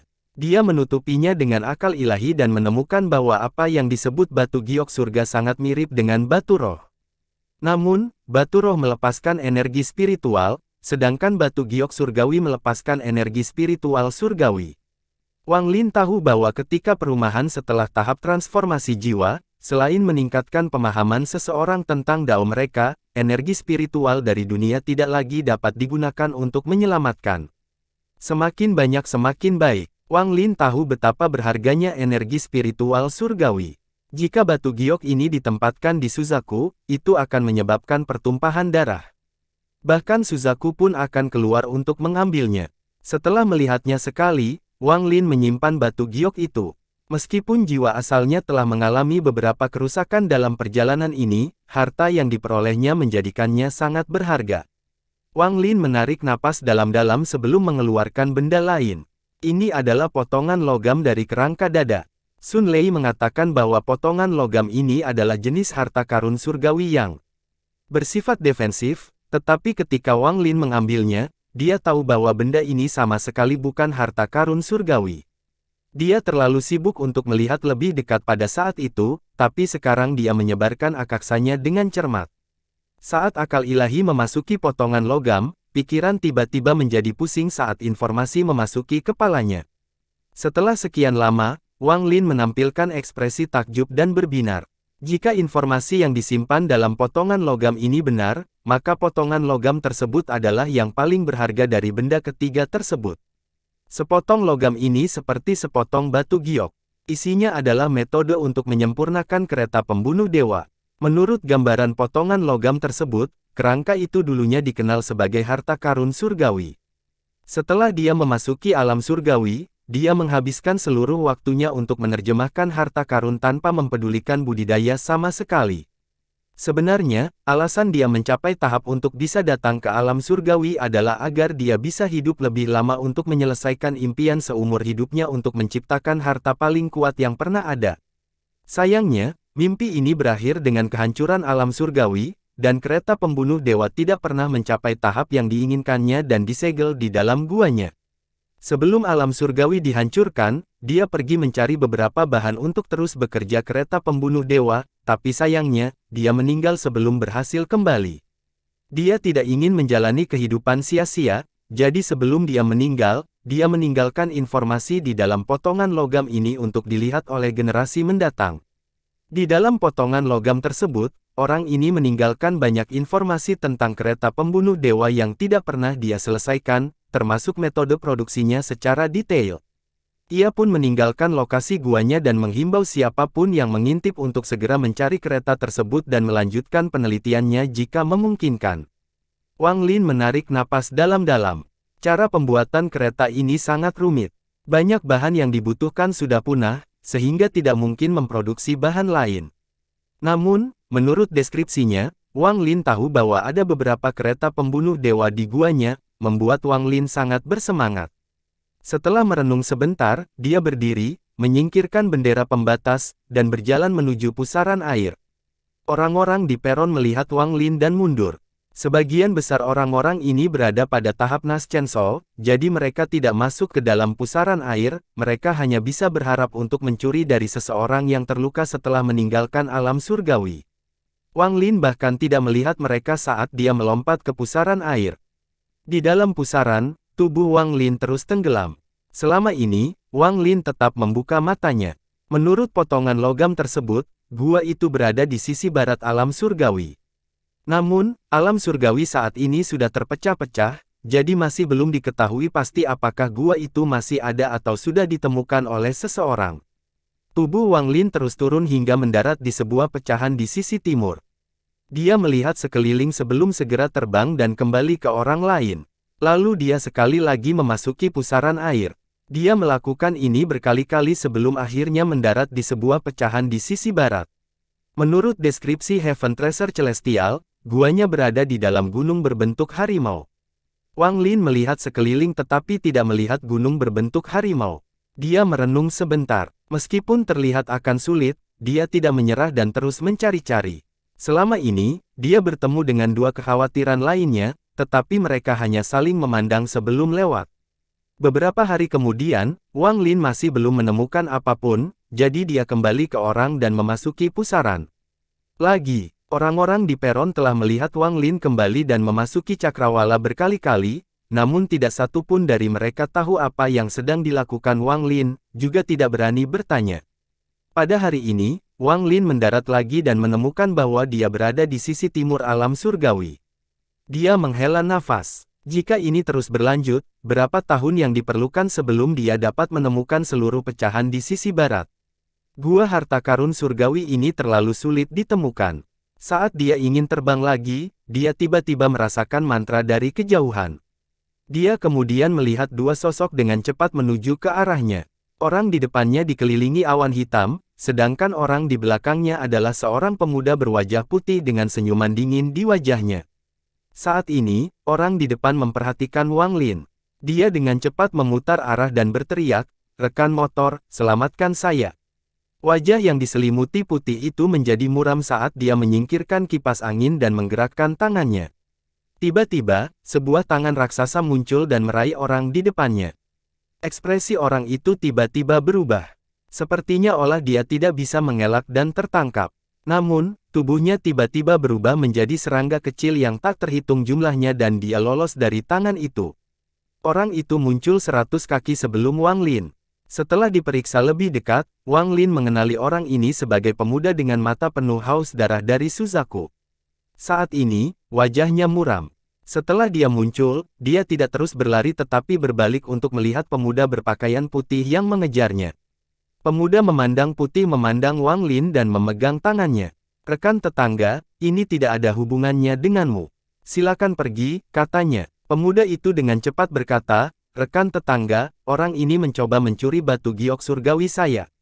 Jika Anda membantu saya, kita dapat membaginya." Mata pemuda menatap putih itu seketika dia berkata, "Omong kosong. Kamulah yang mencuri dariku." Wang Lin mengerutkan kening. Dia tidak mau terlibat dalam kekacauan ini. Tanpa kata pun, dia mundur dan terbang. Ekspresi pemuda itu tiba-tiba berubah saat dia mengejar Wang Lin dan berteriak, "Rekan mengabaikan, anggaplah kita berasal dari planet yang sama dan bantu saya kali ini." Ekspresi Wang Lin menjadi gelap saat dia berbalik dan berteriak, "Enyahlah. Jangan mencoba menyeretku ke dalam masalah di antara kalian berdua. Jika kamu terus mengikutiku, jangan salahkan aku karena kejam." Pria muda itu mengungkapkan ekspresi jahat saat dia mengeluarkan batu giok surgawi dan melemparkannya ke Wang Lin sebelum melarikan diri. "Karena kamu tidak bersedia membantu, maka sebaiknya aku membawa masalah ini kepadamu. Saya tidak menginginkan batu giok surgawi ini lagi." Mata pemuda berjubah putih itu berbinar saat dia mengalihkan pandangannya dari pemuda yang melarikan diri ke Wang Lin dan dengan cepat terbang ke arahnya. Wang Lin bahkan tidak melihat batu giok langit. Dia melambaikan tangan kanannya dan mengirimkan batu giok itu ke pemuda berjubah putih. Pemuda berjubah putih itu terkejut lalu mengatupkan tangannya. "Terima kasih banyak. Saya Sima Yun dari Sekte Kuisui. Anda, Cheng Niu." Setelah Wang Lin selesai berbicara, dia terbang. Dia memutuskan untuk mencari tempat ini dan kemudian mencoba pusaran itu beberapa kali lagi. Jika dia masih tidak dapat menemukannya, maka dia hanya bisa menyerah. Pemuda berjubah putih itu berteriak, "Rekan kultivator Cheng, saya telah mencari di sini selama beberapa hari dan tidak ada lagi energi spiritual surgawi yang tersisa. Saya tidak tahu apakah Anda memiliki lokasi transfer array dari fragmen lain, tetapi kami dapat menukarnya." Wang Lin berhenti bergerak, berbalik, dan menatap pemuda berjubah putih itu. Pemuda ini berada pada tahap awal formasi jiwa, namun teknik yang dia tunjukkan sebelumnya sangat kuat. Wang Lin merenung sejenak sebelum menamparkan tasnya untuk memegang dan mengeluarkan batu giok dari Sekte Dalou. Dia menaruh energi spiritual di dalamnya dan peta alam surgawi muncul. Meski sebagian besar gelap, sekitar 30 pecahan menyala. Pemuda berjubah putih itu dengan hati-hati melihat peta sebelum mengeluarkan sendiri sebuah batu giok. Dia mengirimkan kekuatan spiritual ke dalamnya dan peta serupa dengan lebih dari 20 fragmen menyala muncul. Wang Lin melihatnya sekali dan menjadi bersemangat karena pemuda berjubah putih itu memiliki 5 pecahan yang berada di sisi barat. Pemuda berjubah putih itu berkata, "Rekan kultivator Cheng, peta saya memiliki 21 lokasi, dan 8 di antaranya tumpang tindih dengan lokalau kita melakukan perdagangan setelah kamu menghapus beberapa." Tanpa sepatah kata pun, Wang Lin mengeluarkan batu giok kosong dan membuat salinannya. Kemudian dia menghapus beberapa lokasi agar sesuai dengan jumlah yang dimiliki pemuda berjubah putih itu sebelum melihatnya. Pemuda berjubah putih itu juga memegang batu giok kosong dan membuat salinannya. Begitu dia selesai, keduanya saling melemparkan batu giok mereka. Rekan kultivator Cheng, jika Anda memiliki kesempatan untuk datang ke planet perak saya yang hancur, maka saya pasti akan menyambut Anda. Wang Lin mengangguk. Oke, saya akan pergi. Karena kecil itu berani mencuri barang-barangku, aku tidak akan membiarkan dia kabur. Setelah pemuda berjubah putih selesai berbicara, dia menghilang dari tempat itu. Wang Lin merenung sedikit sebelum membuka batu giok yang baru saja dia terima dan menunjuk ke salah satu pecahan di sisi barat.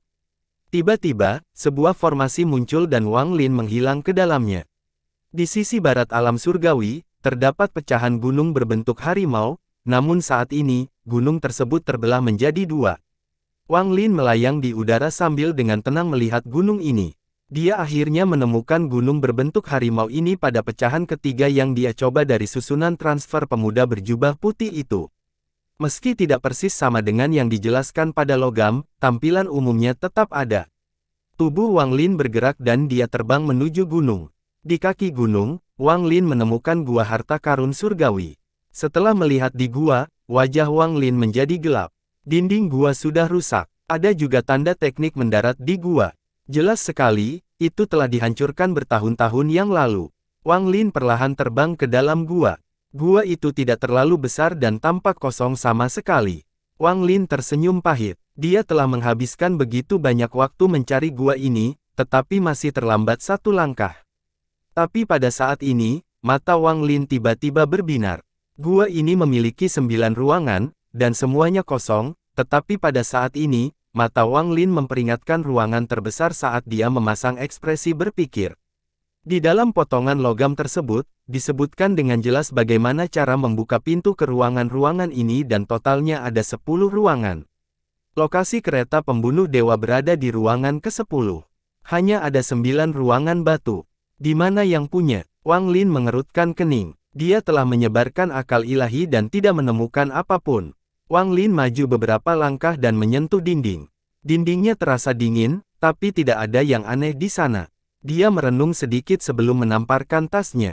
Sepotong logam muncul di tangan.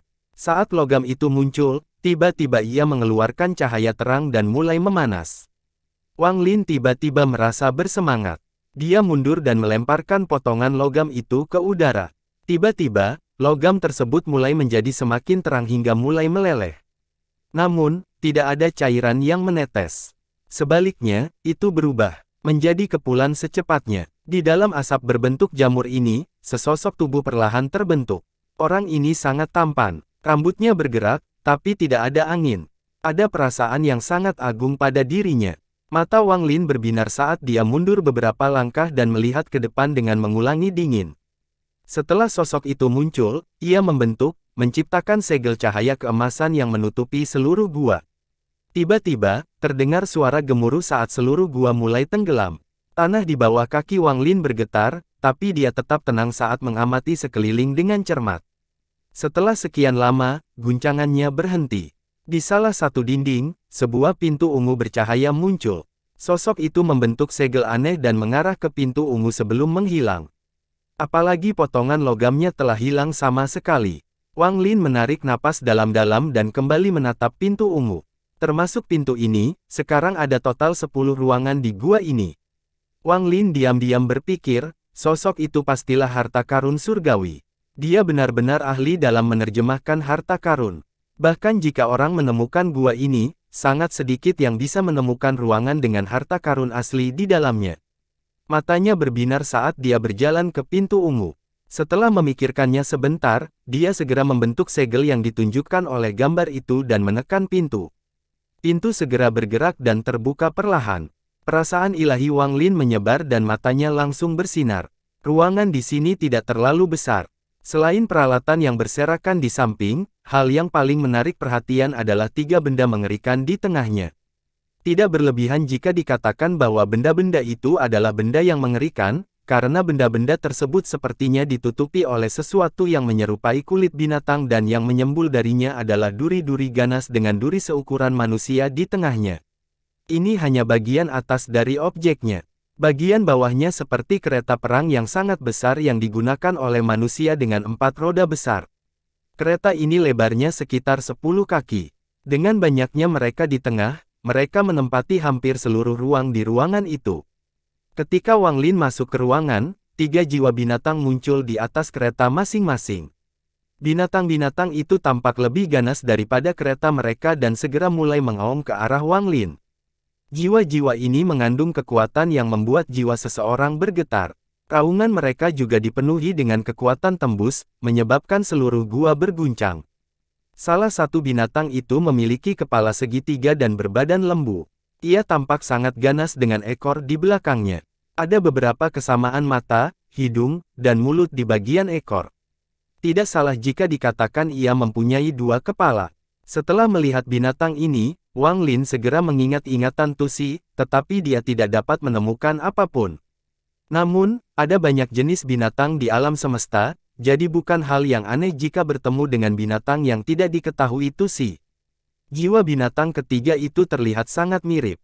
Satu-satunya perbedaan antara mereka adalah ukurannya. Yang di tengah tampak sangat besar sedangkan 2 di samping tampak lebih kecil. Setelah 3 jiwa binatang muncul, mata merah mereka menatap Wang Lin dengan tidak ramah. Mereka meraung saat menyerang ke depan dan mencoba memakan Wang Lin. Mata Wang Lin tetap tenang saat dia mundur. Tapi saat jiwa ketiga binatang itu melompat ke depan, rantai setebal lengan yang tak terhitung jumlahnya muncul di sana. Rantai ini bahkan menembus jiwa binatang buas dan mulai bersinar ketika mereka berada dalam jarak 3 kaki dari Wang Lin. Ketiga jiwa binatang itu tiba-tiba mengeluarkan raungan yang menyakitkan saat tubuh mereka secara paksa diseret kembali dengan rantai dan dikunci di dalam kereta. Hanya jiwa binatang yang lebih besar di tengah yang berhasil menyerang beberapa meter ke depan sebelum diseret kembali dengan susah payah. Namun ketiga jiwa binatang itu sangat tidak mau menyerah dan mulai berjuang. Gua itu mulai bergetar seolah bisa runtuh kapan saja. Wang Lin menenangkan dirinya. Meskipun dia tidak mengetahui nama-nama jiwa binatang ini, dia telah belajar cara mengendalikannya dari potongan logam. Dia juga tahu bahwa masing-masing kereta ini berisi jiwa binatang dan rantai itu mencegah mereka menjauh lebih dari 3 kaki dari kereta. Melihat 3 jiwa binatang yang berjuang, Wang Lin dengan cepat membentuk segel berdasarkan informasi dari potongan logam. Saat dia menyelesaikan setiap segel, segel itu dengan cepat berubah menjadi cincin hitam. Setelah ketiga jiwa binatang itu melihat cincin itu, mereka mulai berjuang lebih keras lagi. Secara bertahap, gerakan Wang Lin menjadi lebih cepat dan lebih banyak cincin muncul. Segera, lebih dari 100 dering memenuhi ruangan. Saat dia menunjuk, semuanya terbang menuju salah satu kereta. Segel, semua cincin itu jatuh seperti hujan dan melilit kereta. Jiwa binatang buas di kereta itu mengaum dan menunjukkan ekspresi frustrasi. Cincin-cincin itu melilit binatang itu satu persatu, lalu kereta itu melayang ke udara. Saat melayang, ukuran keretanya beruk-nyusut hingga hanya seukuran telapak tangannya dan mendarat di tangannya.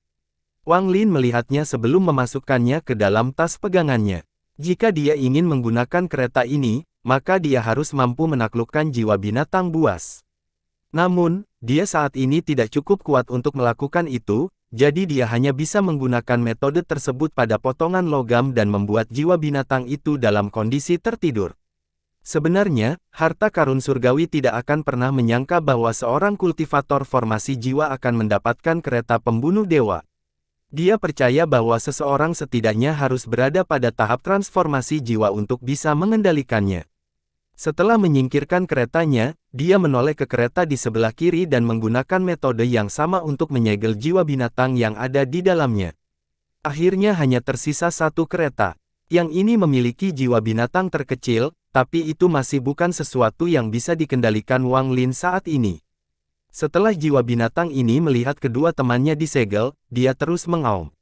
Jika itu adalah harta karun surgawi di masa lalu, dia akan tetap mematuhinya. Namun di hadapan kultivator kecil yang bisa dia bunuh dengan satu tamparan jika dia berada pada kekuatan penuhnya, harga dirinya menolak untuk membiarkan dirinya menyerah. Wang Lin menatap binatang ini. Dia berjuang untuk memutuskan apakah dia harus mengambil risiko atau tidak. Jika dia menang, maka dia bisa mengendalikan binatang ini untuk sementara, tapi jika dia kalah, dia akan berada dalam bahaya. Setelah merenung sedikit, dia menyentuh perangkap binatang di tangannya. Menurut logika, jebakan binatang ini seharusnya berhasil, tetapi jiwa binatang ini pastilah binatang surgawi ketika masih hidup. Salah satu masalahnya adalah apakah perangkap binatang ini akan berhasil atau tidak. Alasan lainnya adalah meskipun itu berhasil, apakah dia mampu menahan jumlah energi spiritual yang akan diserap. Dia merenung sedikit sebelum menyerah pada gagasan mengambil risiko dan menyegel kereta ini juga. Sayang sekali aku tidak tahu seberapa besar kekuatan sebenarnya yang dimiliki kereta pembunuh dewa ini, tapi melihat betapa yakinnya harta karun surgawi itu, aku yakin mereka tidak akan terlalu buruk. Selain itu, jiwa binatang yang tersegel di kereta ini sangat kuat, jadi kekuatan mereka tidak akan mengecewakanku. Sayangnya, saya terlalu lemah untuk menggunakannya saat ini. Wang Lin menghela nafas sebelum mengalihkan pandangannya ke bahan pemurnian harta karun di samping. Dia segera memasukkan semuanya ke dalam tasnya dan kemudian memeriksanya dengan cermat.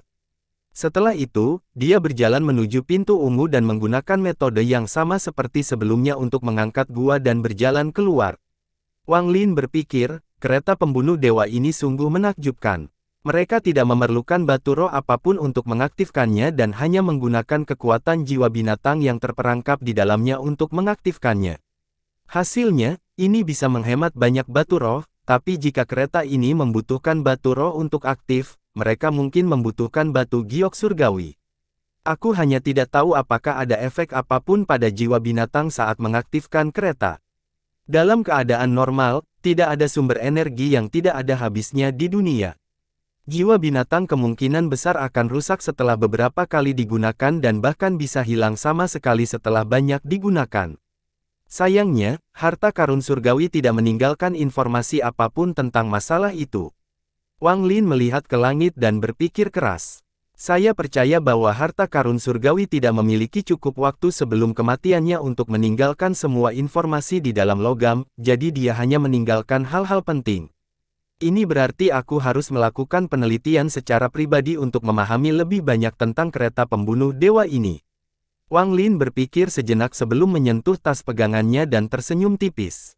Panen dari perjalanan ke alam surgawi ini sangat bagus, tetapi bahayanya juga besar. Jika ada yang tidak beres selama runtuhnya pecahan itu, kemungkinan besar aku sudah mati saat ini. Semakin besar risikonya, semakin besar pula imbalannya. Ungkapan itu memang benar adanya. Oleh karena itu, saya harus mempertimbangkan dengan cermat undangan Cihu. Wang Lin melayang di udara saat dia memikirkannya dengan cermat. Banyak teknik terbang di udara pada sebuah fragmen di bagian selatan alam surgawi. Saat ini ada 3 orang yang berebut batu giok surgawi. 10.000 kilometer jauhnya dari mereka bertiga, seorang pria parubaya berdiri di padang rumput sambil minum anggur dari labu. Dia memegangi kepalanya dan berkata, "Ting Er, jangan khawatir. Aku akan mencarimu lebih banyak batu giok surgawi sehingga tubuhmu akan tetap sama selama 1000 tahun." Pria parubaya ini berasal dari Suzaku, seperti Wang Lin. Dia berjalan di padang sambil minum. Setelah sekian lama, dia berhenti. Melihat ke bawah, dia dipenuhi kenangan lama saat dia berkata, "Ting Er, apakah kamu masih ingat tempat ini? Dulu, di sini aku bertemu denganmu, tapi sekarang tidak ada satupun yang tersisa." Dia menghela napas saat kaki tenggelam dengan sentuhan lembut di tanah. Dalam sekejap, tubuhnya menghilang. Dia segera turun ke dalam tanah hingga tiba di sebuah gua yang sangat besar. Di dalam gua ada sebuah menara yang dikelilingi oleh gas hijau. Pria parubaya itu mengambil satu langkah dan berjalan melewati gas hijau dan menuju menara. Menara ini memiliki 3 lapisan. Bagian dalamnya sangat sederhana dan terlihat sangat mirip dengan rumah seseorang, namun ada kesan elegan tertentu. Saat orang ini memasuki menara, memecahnya menjadi lembut. Dia berjalan melewati ruangan dan menyentuh semua perabotan sebelum duduk dan menenangkan, "Ting Er, di dalam aku bertemu denganmu." Mata mengungkapkan rasa cinta yang mendalam saat dia dengan lembut mengeluarkan sebuah pagoda dari tasnya. Dia menggosok pagoda dan memancarkan cahaya putih. Setelah cahaya putih menghilang, tubuh wanita berbaju putih muncul di pelukannya. Dia tersenyum dan berkata, "Lihat, Ting Er, kita sampai di rumah." Wanita ini sangat cantik. Dia memiliki aura dalam dirinya yang membuatnya tampak Seperti peri, kulitnya putih, tapi ada juga sedikit warna merah. Jika seseorang diberitahu bahwa dia masih hidup, mereka akan mempercayainya. Entah kenapa, saat dia muncul, dia sepertinya cocok dengan lingkungan sekitar. Seolah-olah tempat ini miliknya. Pria parubaya itu dengan lembut menyentuh wajah wanita yang meninggal itu. Kasih sayang di matanya semakin dalam saat dia berciuman. Saat pertama kali aku melihatmu, aku tahu kamu akan menjadi istriku. Saya tidak mungkin salah. Ting Er, kamu suka nama ini. Ini adalah nama yang kupilih untukmu. Dia mampir sambil dengan lembut mencium kening wanita itu, menampilkan ekspresi puas. Untukmu, aku menyerahkan hak untuk menjadi kepala sekte. Demi kamu, aku mempertahankan guruku. Saya tidak menyesalinya sama sekali. Siapa yang peduli kalau mereka bilang aku gila? Saya tidak gila. Setelah lama membekukan wajah wanita itu, dia berdiri. Ting Er, ayo kita naik ke atas. Ada lemari Anda di lantai atas. Bagaimana kalau kamu membiarkan suamimu merias wajahmu? Pria itu membawa wanita itu ke atas. Di sisi meja rias, pria itu menurunkan wanita itu. Saat dia mengambil pensil alis, matanya membengkak karena emosi. Dia berpelukan, Ting Er, apakah kamu bahagia? Saya sangat senang. Kenapa kamu tidak bicara? Ayo bicara. Apakah kamu tidak bahagia? Tolong bicara sekarang. Kenapa kamu tidak bicara? Suara pria parubaya itu semakin nyaring. Dia melemparkan pensilnya ke samping sambil mengejutkan wanita itu dan suaranya menjadi semakin keras. Setelah sekian lama, pria itu tiba-tiba menjadi kaget. Dia segera memeluk wanita itu dan memintanya, maaf, Ting Er. Tolong jangan salahkan saya. Saya tahu saya salah. Aku tidak akan pernah membentakmu lagi. Tidak ada seorang pun yang bisa membawamu pergi dariku, tidak seorang pun. Jika ada yang berani, aku akan membunuh mereka. Membunuh. Ia menar lalu mencium wajah wanita itu beberapa kali sebelum tersenyum. Ting Er, lihat, menara ini awalnya akan runtuh, tapi aku bisa menjaga kondisinya karena ini adalah rumahmu, rumah kita. Kamu pasti lelah. Istirahatlah sebentar. Pria parubaya itu menggendong wanita itu ke tempat tidur. Dia duduk di sisi tempat tidur dan menatap wanita itu dengan tatapan lembut. Ting Er, saat aku pertama kali melihatmu, kamu terbaring di sana seperti ini. Tidak ada yang berubah sejak saat itu. Ting Er, apakah kamu masih ingat? Ketika saya pertama kali datang ke alam surgawi, saya datang untuk menemukan energi spiritual surgawi, tetapi saya menemukan Anda di sini. Saat pertama kali aku melihatmu, aku tahu kamu adalah istriku, jadi aku tinggal di sini bersamamu untuk waktu yang sangat lama. Saat dia berbicara, tangannya mengulurkan tangan ke tangan wanita itu. Saat dia menggosok tangannya, dia berkata, kamu sangat sempurna, kamu milikku. Tidak ada yang bisa mencurimu dariku. Ting Er, katakan padaku, kamu juga mencintaiku kan? Dibandingkan dengan energi spiritual surgawi, Anda adalah harta karun yang sesungguhnya. Pria parubaya itu tersenyum sambil berbaring di samping wanita itu dan bergumam, baiklah, Ting Er, mari kita istirahat malam ini. Besok, suamimu akan mencarikan lebih banyak batu giok surgawi untukmu. Tidur, jangan takut, aku di sini. Wang Lin terbang di udara dengan ekspresi penuh tekad di wajahnya. Batas waktu 1 bulan hampir habis dan dia memutuskan untuk pergi ke tempat yang disebutkan Cihu. Mengabaikan 3 pedang surgawi, peti mati besar yang terbuat dari batu giok surgawi itu sudah cukup menggoda. Dia percaya bahwa dengan sejumlah besar batu giok surgawi, dorongannya untuk tahap transformasi jiwa akan jauh lebih mudah. Mencapai tahap transformasi jiwa memiliki arti yang sangat berbeda bagi Wang Lin. Begitu dia mencapai tahap transformasi jiwa, si Tunan akan bisa bangkit. Namun, Wang Lin baru berada pada tahap awal formasi jiwa dan sangat jauh dari tahap akhir. Tidak diketahui kapan dia akan mencapai tahap akhir, tapi dia tidak cemas sama sekali. Dia tahu bahwa dia tidak boleh cemas untuk berkultivasi. Segala sesuatu yang akan datang. Selain itu semua, beberapa ramuan surgawi juga sangat menggoda bagi Wang Lin. Jika dia membawanya kembali ke Limuan, dia akan bisa membuat beberapa pil berkualitas tinggi. Ini akan membuat tingkat kultivasinya semakin meningkat. Kecuali jika pil memiliki efek yang sangat kuat, Wang Lin tidak akan meminumnya begitu saja. Lagi pula, pada tahapnya, ini terutama tentang pemahamannya sendiri. Pil tidak begitu penting, tetapi pil yang terbuat dari tumbuhan dari alam surgawi akan sangat berbeda. Setelah dia mengambil keputusan, tubuhnya terus melayang ke langit menuju pusaran. Dia hanya perlu menggunakan batu giok saat memasuki pusaran untuk pergi ke tempat pertemuan. Pada saat ini, di sebuah fragmen di bagian tengah alam surgawi, berdirilah Cihu. Di depannya ada susunan transfer.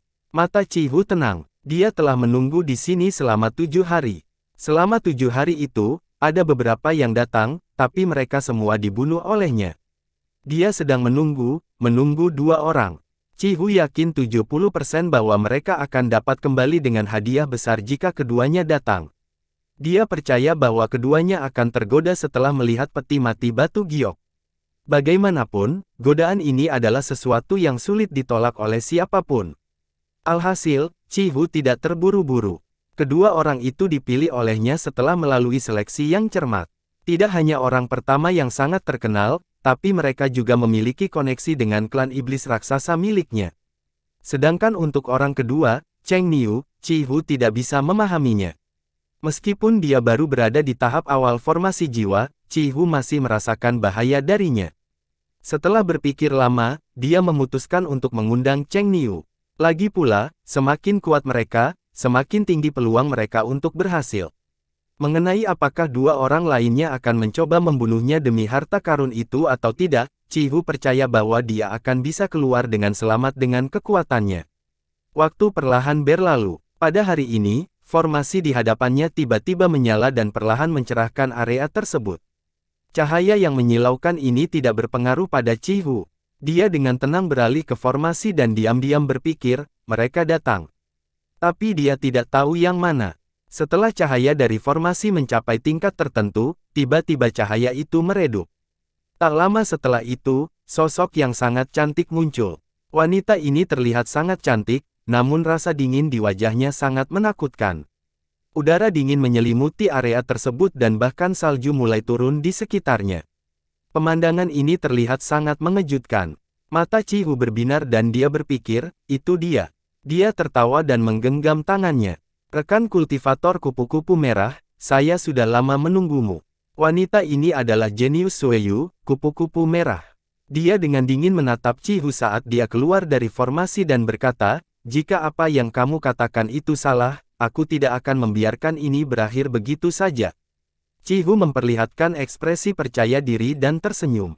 Rekan kultivator kupu-kupu merah bisa bersantai. Sejak kamu datang, aku bisa memberitahumu. Giok ini dibuat secara pribadi oleh leluhur klan iblis raksasa saya, Shizu. Dia seharusnya tidak punya alasan untuk berbohong. Shizu, wajah kupu-kupu merah sedikit rileks. Shizu ini adalah senior dari gurunya dan mereka memiliki hubungan tertentu. Lagi pula, hanya ada 2 klan di Suzaku yang bukan penduduk asli planet ini, klan Iblis Raksasa dan Sueyu. Secara alami, kedua klan tetap berhubungan satu sama lain. Dapat dikatakan bahwa klan Iblis Raksasa adalah sekutu Sueyu. Karena itu direkam secara pribadi oleh Shizu sendiri, maka aku akan mempercayaimu dan pergi bersamamu dalam perjalanan ini. Saya tidak ingin harta apapun selain peti mati giok surgawi itu. Itu pasti milikku. Suara Red Butterfly sangat tegas. Cihu mengerutkan kening dan diam-diam berpikir bahwa kupu-kupu merah ini terlalu sombong. Meskipun dia juga tertarik dengan peti mati giok surgawi, ketiga pedang surgawi itu adalah benda yang harus dia dapatkan. Jika hanya mereka berdua, itu akan baik-baik saja, tapi tidak akan ada yang tersisa untuk Cheng Niu jika jarahannya dibagi di antara mereka berdua. Cihu merenung sejenak sebelum perlahan berkata, rekan mengaktifkan kupu-kupu merah, masalah ini tidak mudah diselesaikan. Lagi pula, selain kita berdua, ada satu lagi yang akan bergabung dengan kita. Kupu-kupu merah dengan tenang bertanya, oh, siapa ini? Cihu berkata, Cheng Niu. Sama seperti Anda dan saya, dia juga berasal dari planet Suzaku. Dari planet Suzuka, kupu-kupu merah terkejut ketika dia mengingat 4 lainnya. Tepat pada saat ini, formasi sebelum keduanya tiba-tiba menyala. Ketika formasi mencapai kecerahan puncaknya, sebuah sosok muncul. Itu dia. Mata kupu-kupu merah berbinar. Tanpa kata pun, tangannya bergerak seperti kilat dan dia mengirimkan cetakan tangan putih ke arah formasi.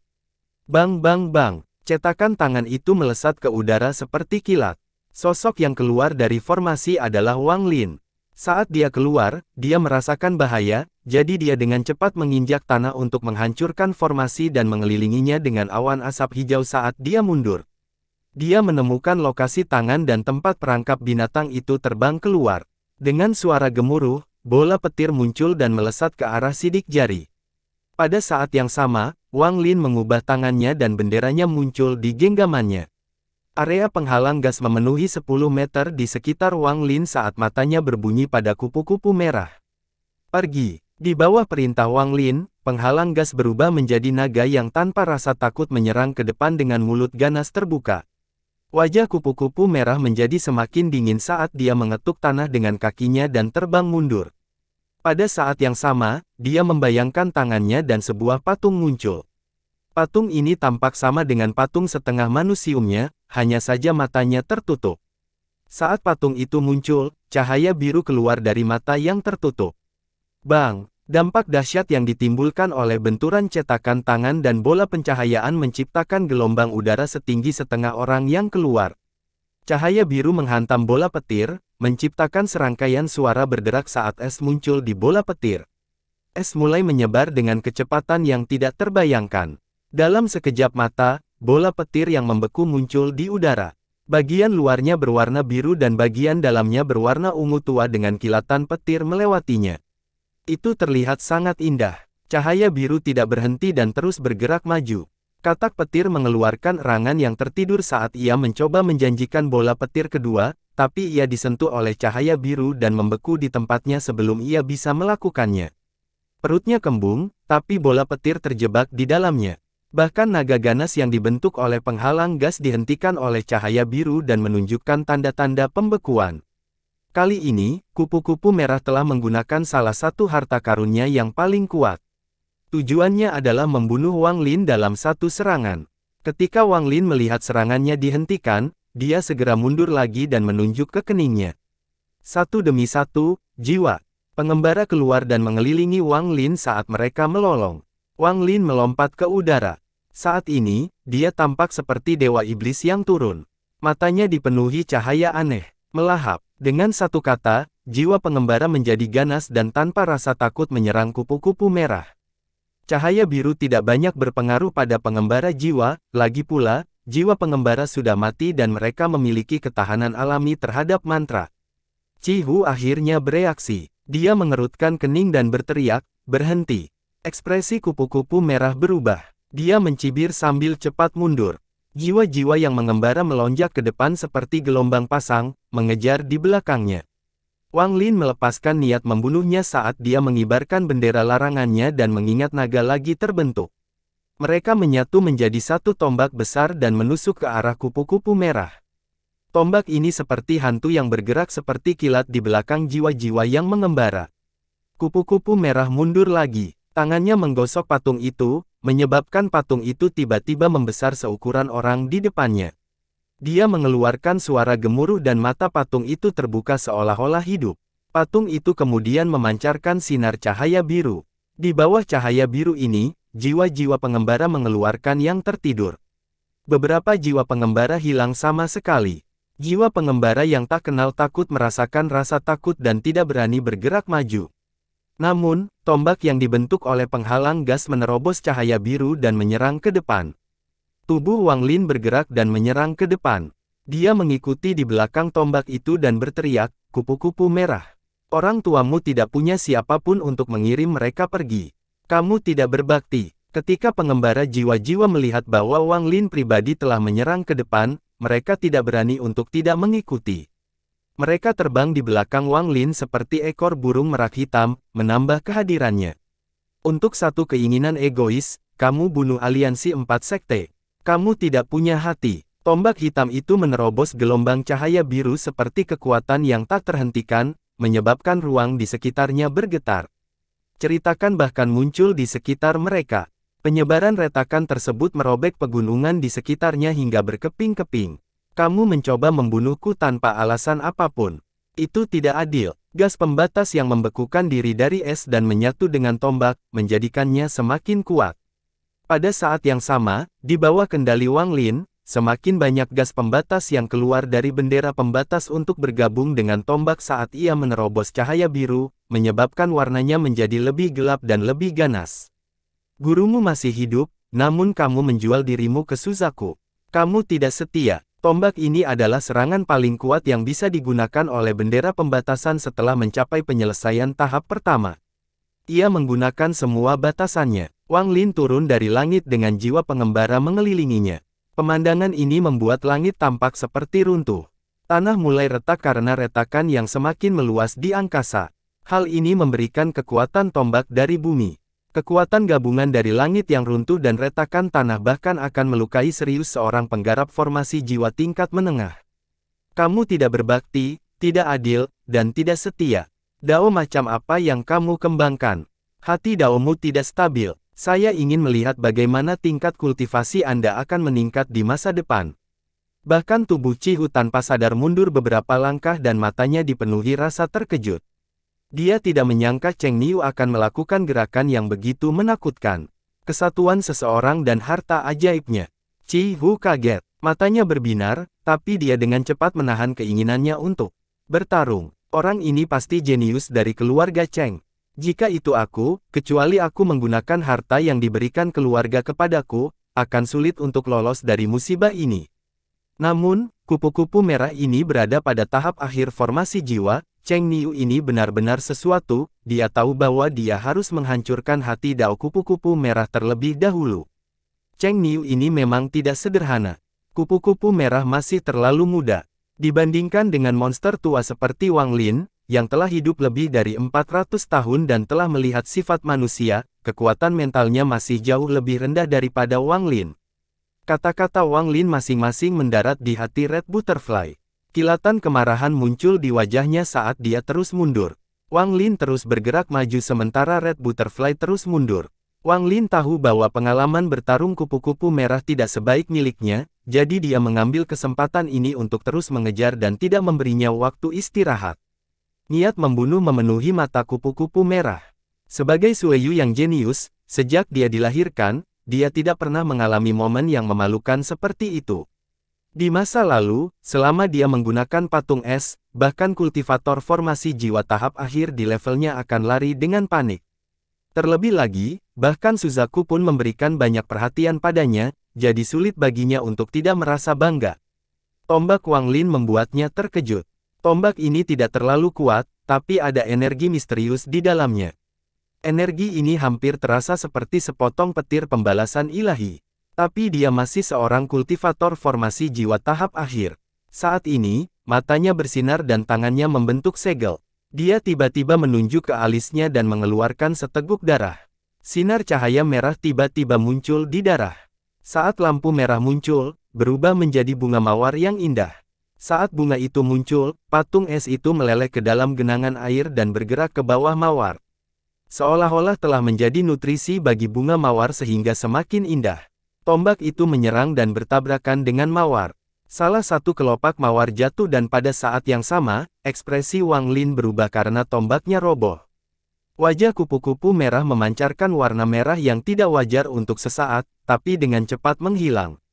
Wang Lin menghela nafas. Bahkan jurus sekuat ini pun tidak mampu membunuh wanita ini. Penggarap formasi jiwa tahap akhir memang kuat. Saat tubuhnya mundur, domain kejam mengelilingi tubuhnya. Kupu-kupu merah menatap Wang Lin, yang sedang mundur. Dia mengertakkan gigi dan berkata, kamu adalah orang pertama yang memaksaku menggunakan harta hidupku. Kamu sekarang bisa mati dengan tenang. Saat dia mengatakan itu, dia mengulurkan tangannya dan memetik satu kelopak bunga. Cihu meraung saat dia terbang ke udara. Berhenti, rekan kultivator kupu-kupu merah dan saudara Cheng, Anda berdua diundang ke sini oleh saya. Jika kalian berdua melanjutkan, jangan salahkan aku karena kejam. Wang Lin menarik napas dalam-dalam saat dia memusatkan seluruh perhatiannya untuk melawan invasi wilayah kejam kata, rekan kultivator Cihu, bukan saya yang memulai semua ini. Wajah kupu-kupu merah terasa dingin saat dia melihat ke arah Cihu dan berkata, ini tidak ada hubungannya denganmu. Turun. Ekspresi Cihu berubah. Dia menatap kupu-kupu merah dan tertawa keras. Rekan kultivator kupu-kupu merah, bagaimana jika saya ingin terlibat? Kupu-kupu merah tetap diam saat dia membuang kelopak bunga dan perlahan terbang menuju Wang Lin. Pada saat ini, tanah tiba-tiba bergetar dan retakan muncul di langit. Kekuatan kelopak bunga ini jelas telah mencapai batas dari fragmen alam surgawi ini. Cihu berteriak, kupu-kupu merah. Mata Wang Lin berbinar saat dia memukul tasnya dan segera bendera pembatasan lainnya muncul. Bendera pembatasan lepas dari tangannya dan terbang ke udara. Pembalasan ilahi. Kecuali benar-benar diperlukan, Wang Lin benar-benar tidak ingin menarik petir balasan ilahi. Dengan ini, pecahan itu pasti akan runtuh dan Wang Lin tidak tahu apakah dia cukup beruntung untuk lolos kali ini. Bendera pembatasan berkibar ke langit dan berubah menjadi awan kabut hitam yang mengelilingi segala sesuatu dalam jarak 10 km. Tiba-tiba, suara gemuruh memenuhi sekeliling mereka. Wang Lin menarik napas dalam-dalam saat dia menggerakkan tangannya dan menyelesaikan gerakan di tangannya. Dia hanya perlu melemparkannya ke udara untuk mengakhiri bendera berayun, sehingga menyebabkan petir mencapai ilahi turun. Ekspresi kupu-kupu merah berubah. Dia melihat batasan di tangan Wang Lin dan kemudian pada benda hitam di langit. Dia merasakan bahaya yang kuat, sesuatu yang belum pernah dia rasakan sebelumnya. Dia merasa jika dia mengizinkannya melakukan tindakan itu, akan ada bencana hari ini. Saat ini, wajah Cihu menjadi pucat saat dia melihat benda hitam yang melayang di langit. Dia diam-diam menghela nafas dan berpikir, Cheng Niu itu masih belum menggunakan kekuatan penuhnya, sepertinya benda hitam itu adalah harta karun penyelamat nyawanya. Cihu berteriak, rekan menyapa kupu-kupu merah, kalian berdua adalah tamuku. Jika kamu berjanji untuk terus menyerang, itu berarti kamu memusuhi saya. Saya secara alami akan mendukung saudara Cheng dan melawan. Juga, jika aku masih hidup untuk bisa kembali, aku pasti akan melaporkan ini pada Shizu. Dengan itu, sebuah ilusi muncul di belakang Cihu. Ilusinya berukuran raksasa setinggi 100 kaki yang menatap kupu-kupu merah dengan mata hijau dingin. Kupu-kupu merah mau tak mau menjadi ragu-ragu. Dia diam-diam berpikir bahwa teknik Cheng Niu tidak sederhana. Ilusi di balik Cihu semakin kuat. Jika dia terus bertarung, maka pecahan ini pasti akan runtuh. Dia ragu-ragu sejenak sebelum menunjuk ke udara dan memerintahkan kelopak bunga itu berhenti. Oke, Cihu, bagimu, aku tidak akan membunuh orang ini hari ini, tapi peti mati giok itu pasti milikku. Cihu mengerutkan kening. Saat dia hendak berbicara, Wang Lin mulai tertawa keras. Kupu-kupu merah, apa yang konservasi aku tidak bisa membunuhmu. Wang Lin tersenyum tipis saat dia mengangkat batasan di tangannya tinggi-tinggi ke udara dan berkata, saya hanya perlu mengirimkan teknik ini di tangan saya dan pecahan ini akan runtuh. Apakah kamu percaya padaku, kupu-kupu merah? Wajah kupu-kupu merah langsung menjadi jelek.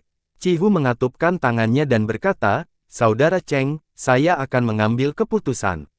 Segala sesuatu yang kita peroleh kali ini akan dibagi rata di antara kita. Bagaimana? Bagus, kalau begitu aku serahkan pada saudara Cihu.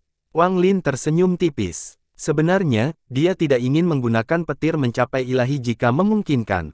Dia hanya memiliki satu dari sini dan, mengingat struktur fragmen ini, bahkan akan sulit baginya untuk melarikan diri. Kesimpulannya, hal itu akan berdampak buruk juga baginya. Selain itu, Wang Lin percaya bahwa kesempatan terbaik untuk membunuh wanita ini adalah kembali ke Suzaku tanpa segala batasan. Cihu berbalik dan berkata pada kupu-kupu merah, tolong simpan hartamu. Kupu-kupu merah menyala pelan sebelum pemetaan tangan membuat bunga dan kelopaknya menghilang.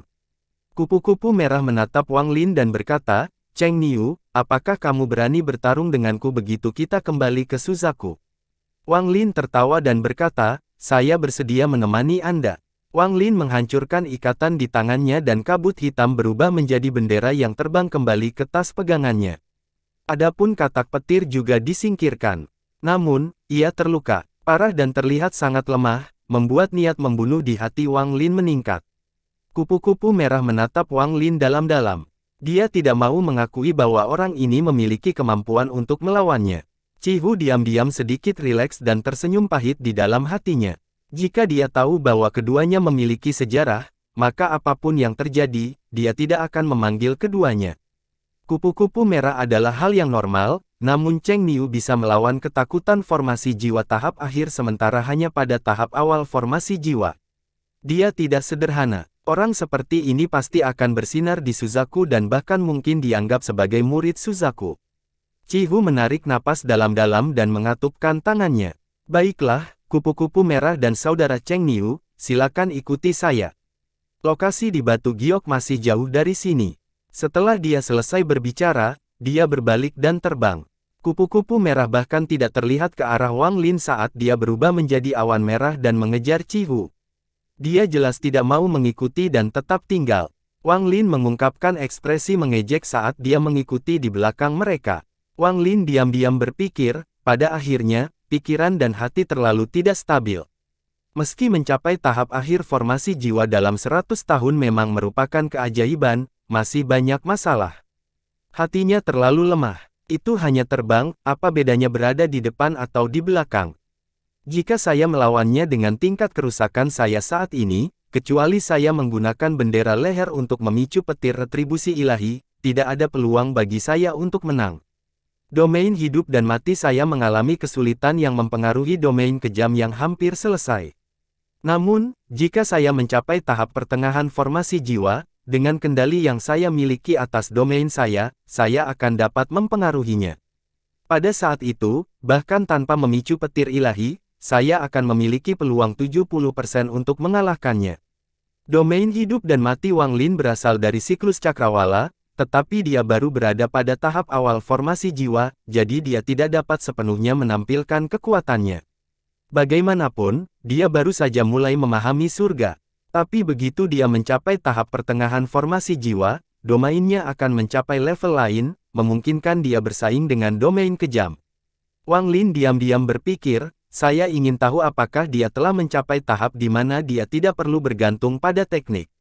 Yah, mengingat hati daunnya, kemungkinan besar dia belum melakukannya. Sepertinya saya membayangkan lebih maju darinya dalam hal itu. Setelah mencapai tahap formasi jiwa, Wang Lin semakin merasakan bahwa selain beberapa teknik yang sangat misterius, hampir semua teknik lainnya tidak berguna. Seorang yang berhubungan dengan formasi jiwa dapat dengan mudah mengendalikan kekuatan surga hanya dengan lambaian tangan, jadi hal yang paling penting adalah memahami cara menggunakan domainnya. Ranah hidup dan mati sangat tidak dapat diprediksi. Itu fokus pada kata perubahan. Namun, bahkan kata perubahan saja tidak mudah untuk dipahami. Bagaimanapun, Wang Lin baru saja mulai mencoba memahaminya. Ketika dia memperoleh kemampuan untuk memadatkan seluruh domain hidup dan mati menjadi satu teknik, itu dapat dianggap menguasainya. Dengan hidup dan mati di masing-masing tangan menggantikan siklus surga. Saat mereka terbang, Wang Lin dengan hati-hati mengingat pertarungannya dengan Red Butterfly. Mereka bertiga bukanlah orang normal, jadi mereka semua bergerak cepat. Tidak lama kemudian, mereka tiba di ujung lain dari pecahan itu di bawah bimbingan Qihu. Ada sebuah gunung besar di sini. Gunung ini berbentuk seperti naga dengan kepala di pala naga itu tampak tidak nyata. Ini adalah tempat budidaya abadi yang langka. Wang Lin mengangkat kepalanya dan melihat ke arah gunung sambil perlahan berkata, "Saudara Qihu, mengapa tidak ada orang lain yang menemukan lokasi yang ditunjukkan di Batu Giok? Tolong jelaskan kepada kami." Qihu tersenyum dan berkata, "Sejujurnya, Saudara Cheng, alasan aku yakin tidak ada seorang pun yang menemukan tempat itu adalah karena tempat itu bukanlah suatu tempat yang dapat diakses melalui pusaran." Mata Wang Lin menunjukkan ekspresi tertarik. Mata kupu-kupu merah terfokus pada Qihu. Qihu tertawa. Fragmen yang terlihat pada gambar Batu Giok adalah fragmen yang sangat jarang tumpang tindih. Ekspresi Wang Lin sedikit berubah saat dia segera mengerti. Ketika alam surgawi hancur, pecahannya tersebar secara acak, jadi ada kemungkinan beberapa pecahan saling tumpang tindih, membuatnya sangat sulit ditemukan. Bahkan ketika tiba secara acak dari pusaran, mereka hanya akan sampai pada pecahan di atas. Tidak ada yang menyangka akan ada pecahan lain di bawahnya. Berdasarkan logika ini, cukup aman untuk berasumsi bahwa belum ada orang lain yang menemukannya. Qihu tertawa. Juga, bahkan lapisan pertama bukanlah tempat yang bisa diakses dengan mudah. Karena kondisi cuaca yang buruk di sana, mustahil untuk membangun formasi transfer. Bahkan jika seseorang tiba di sana secara kebetulan, mereka tidak bisa tinggal lama. Kupu-kupu merah mencibir. Bagaimana Tuan Shizu menemukannya saat itu? Mata Cihu berbinar dan dia berkata, kupu-kupu merah, ini melibatkan rahasia keluarga, jadi aku tidak bisa mengatakannya. Wang Lin memandangi gunung berbentuk naga dan tetap diam. Tubuh Cihu bergerak dan terbang menuju gunung. Tak lama kemudian, mereka bertiga sampai di puncak gunung. Berdiri di atas kepala naga, Cihu menyebarkan akal sehatnya dan berkata, 1 bulan yang lalu, saya datang ke sini untuk memeriksa dan menemukan bahwa formasi transfer ini masih utuh. Dengan menggunakan formasi transfer ini, kita dapat sampai pada bagian yang paling dekat dengan tujuan kita. Dengan itu, dia melangkah ke tempat yang kosong. Tempat itu tiba-tiba menyala dan tubuh Cihu menghilang. Kupu-kupu merah memandang Wang Lin. Matanya berbinar dan kemudian tanpa berkata apa-apa, dia masuk ke dalam formasi. Setelah sosok kupu-kupu merah menghilang, Wang Lin dengan tenang masuk ke dalam formasi. Di antara sekian banyak pecahan alam surga, di tepi selatan, terdapat pecahan yang dipenuhi arus dingin yang mengamuk dan es menutupi tanah. Ketika Wang Lin keluar dari formasi di langit, dia mengerutkan kening. Namun, saat melihat kupu-kupu merah, dia menunjukkan ekspresi nyaman. Lingkungan ini jelas tidak hanya tidak merugikannya, tetapi juga terasa sangat baik baginya. Cihu dengan serius berkata, rekan kultivator kupu-kupu merah, ini adalah jalan menuju lapisan pertama dari pecahan yang berjarak 300.000 km ke arah timur. Ini adalah negeri es dan kami membutuhkan kemampuan Anda untuk menahan hawa dingin. Begitu kita melewati daratan es ini, itu akan menjadi kehampaan. Saya memiliki kompas bintang untuk memastikan kami bertiga tidak tersesat. Saudara Cheng, hal-hal seperti jiwa yang Anda kendalikan itu sangat berguna dalam kehampaan, jadi mohon jangan menahannya. Setelah kita melewati kehampaan, kita akan mencapai bagian pertama. Lagi pula, tidak ada susunan transfer di sana, jadi ini adalah satu-satunya cara untuk memastikan kita bertiga sampai di sana. Mendengarkan ini, Wang Lin akhirnya mengerti bahwa Cihu telah mengundangnya untuk jiwanya mengembara. Sepertinya ada rintangan yang bisa dengan mudah dilewati oleh jiwa pengembara. Tubuh kupu-kupu merah terbang ke udara dan dengan cepat bergerak ke arah timur. Dalam sekejap mata, ketiganya menghilang di kejauhan. Namun, setelah terbang beberapa kilometer, Wang Lin melihat kembali ke arah mereka datang dan menunjukkan ekspresi keraguan. Bahkan bagi mereka bertiga, perjalanan sejauh 300.000 km akan memakan waktu yang cukup lama. Pada hari ini, ketiganya tiba di jarak 300.000 km dari titik awal. Di tepi timur pecahan ini, bumi sepertinya telah terkoyak. Melewati bumi ada kehampaan yang tak ada habisnya. Bersambung.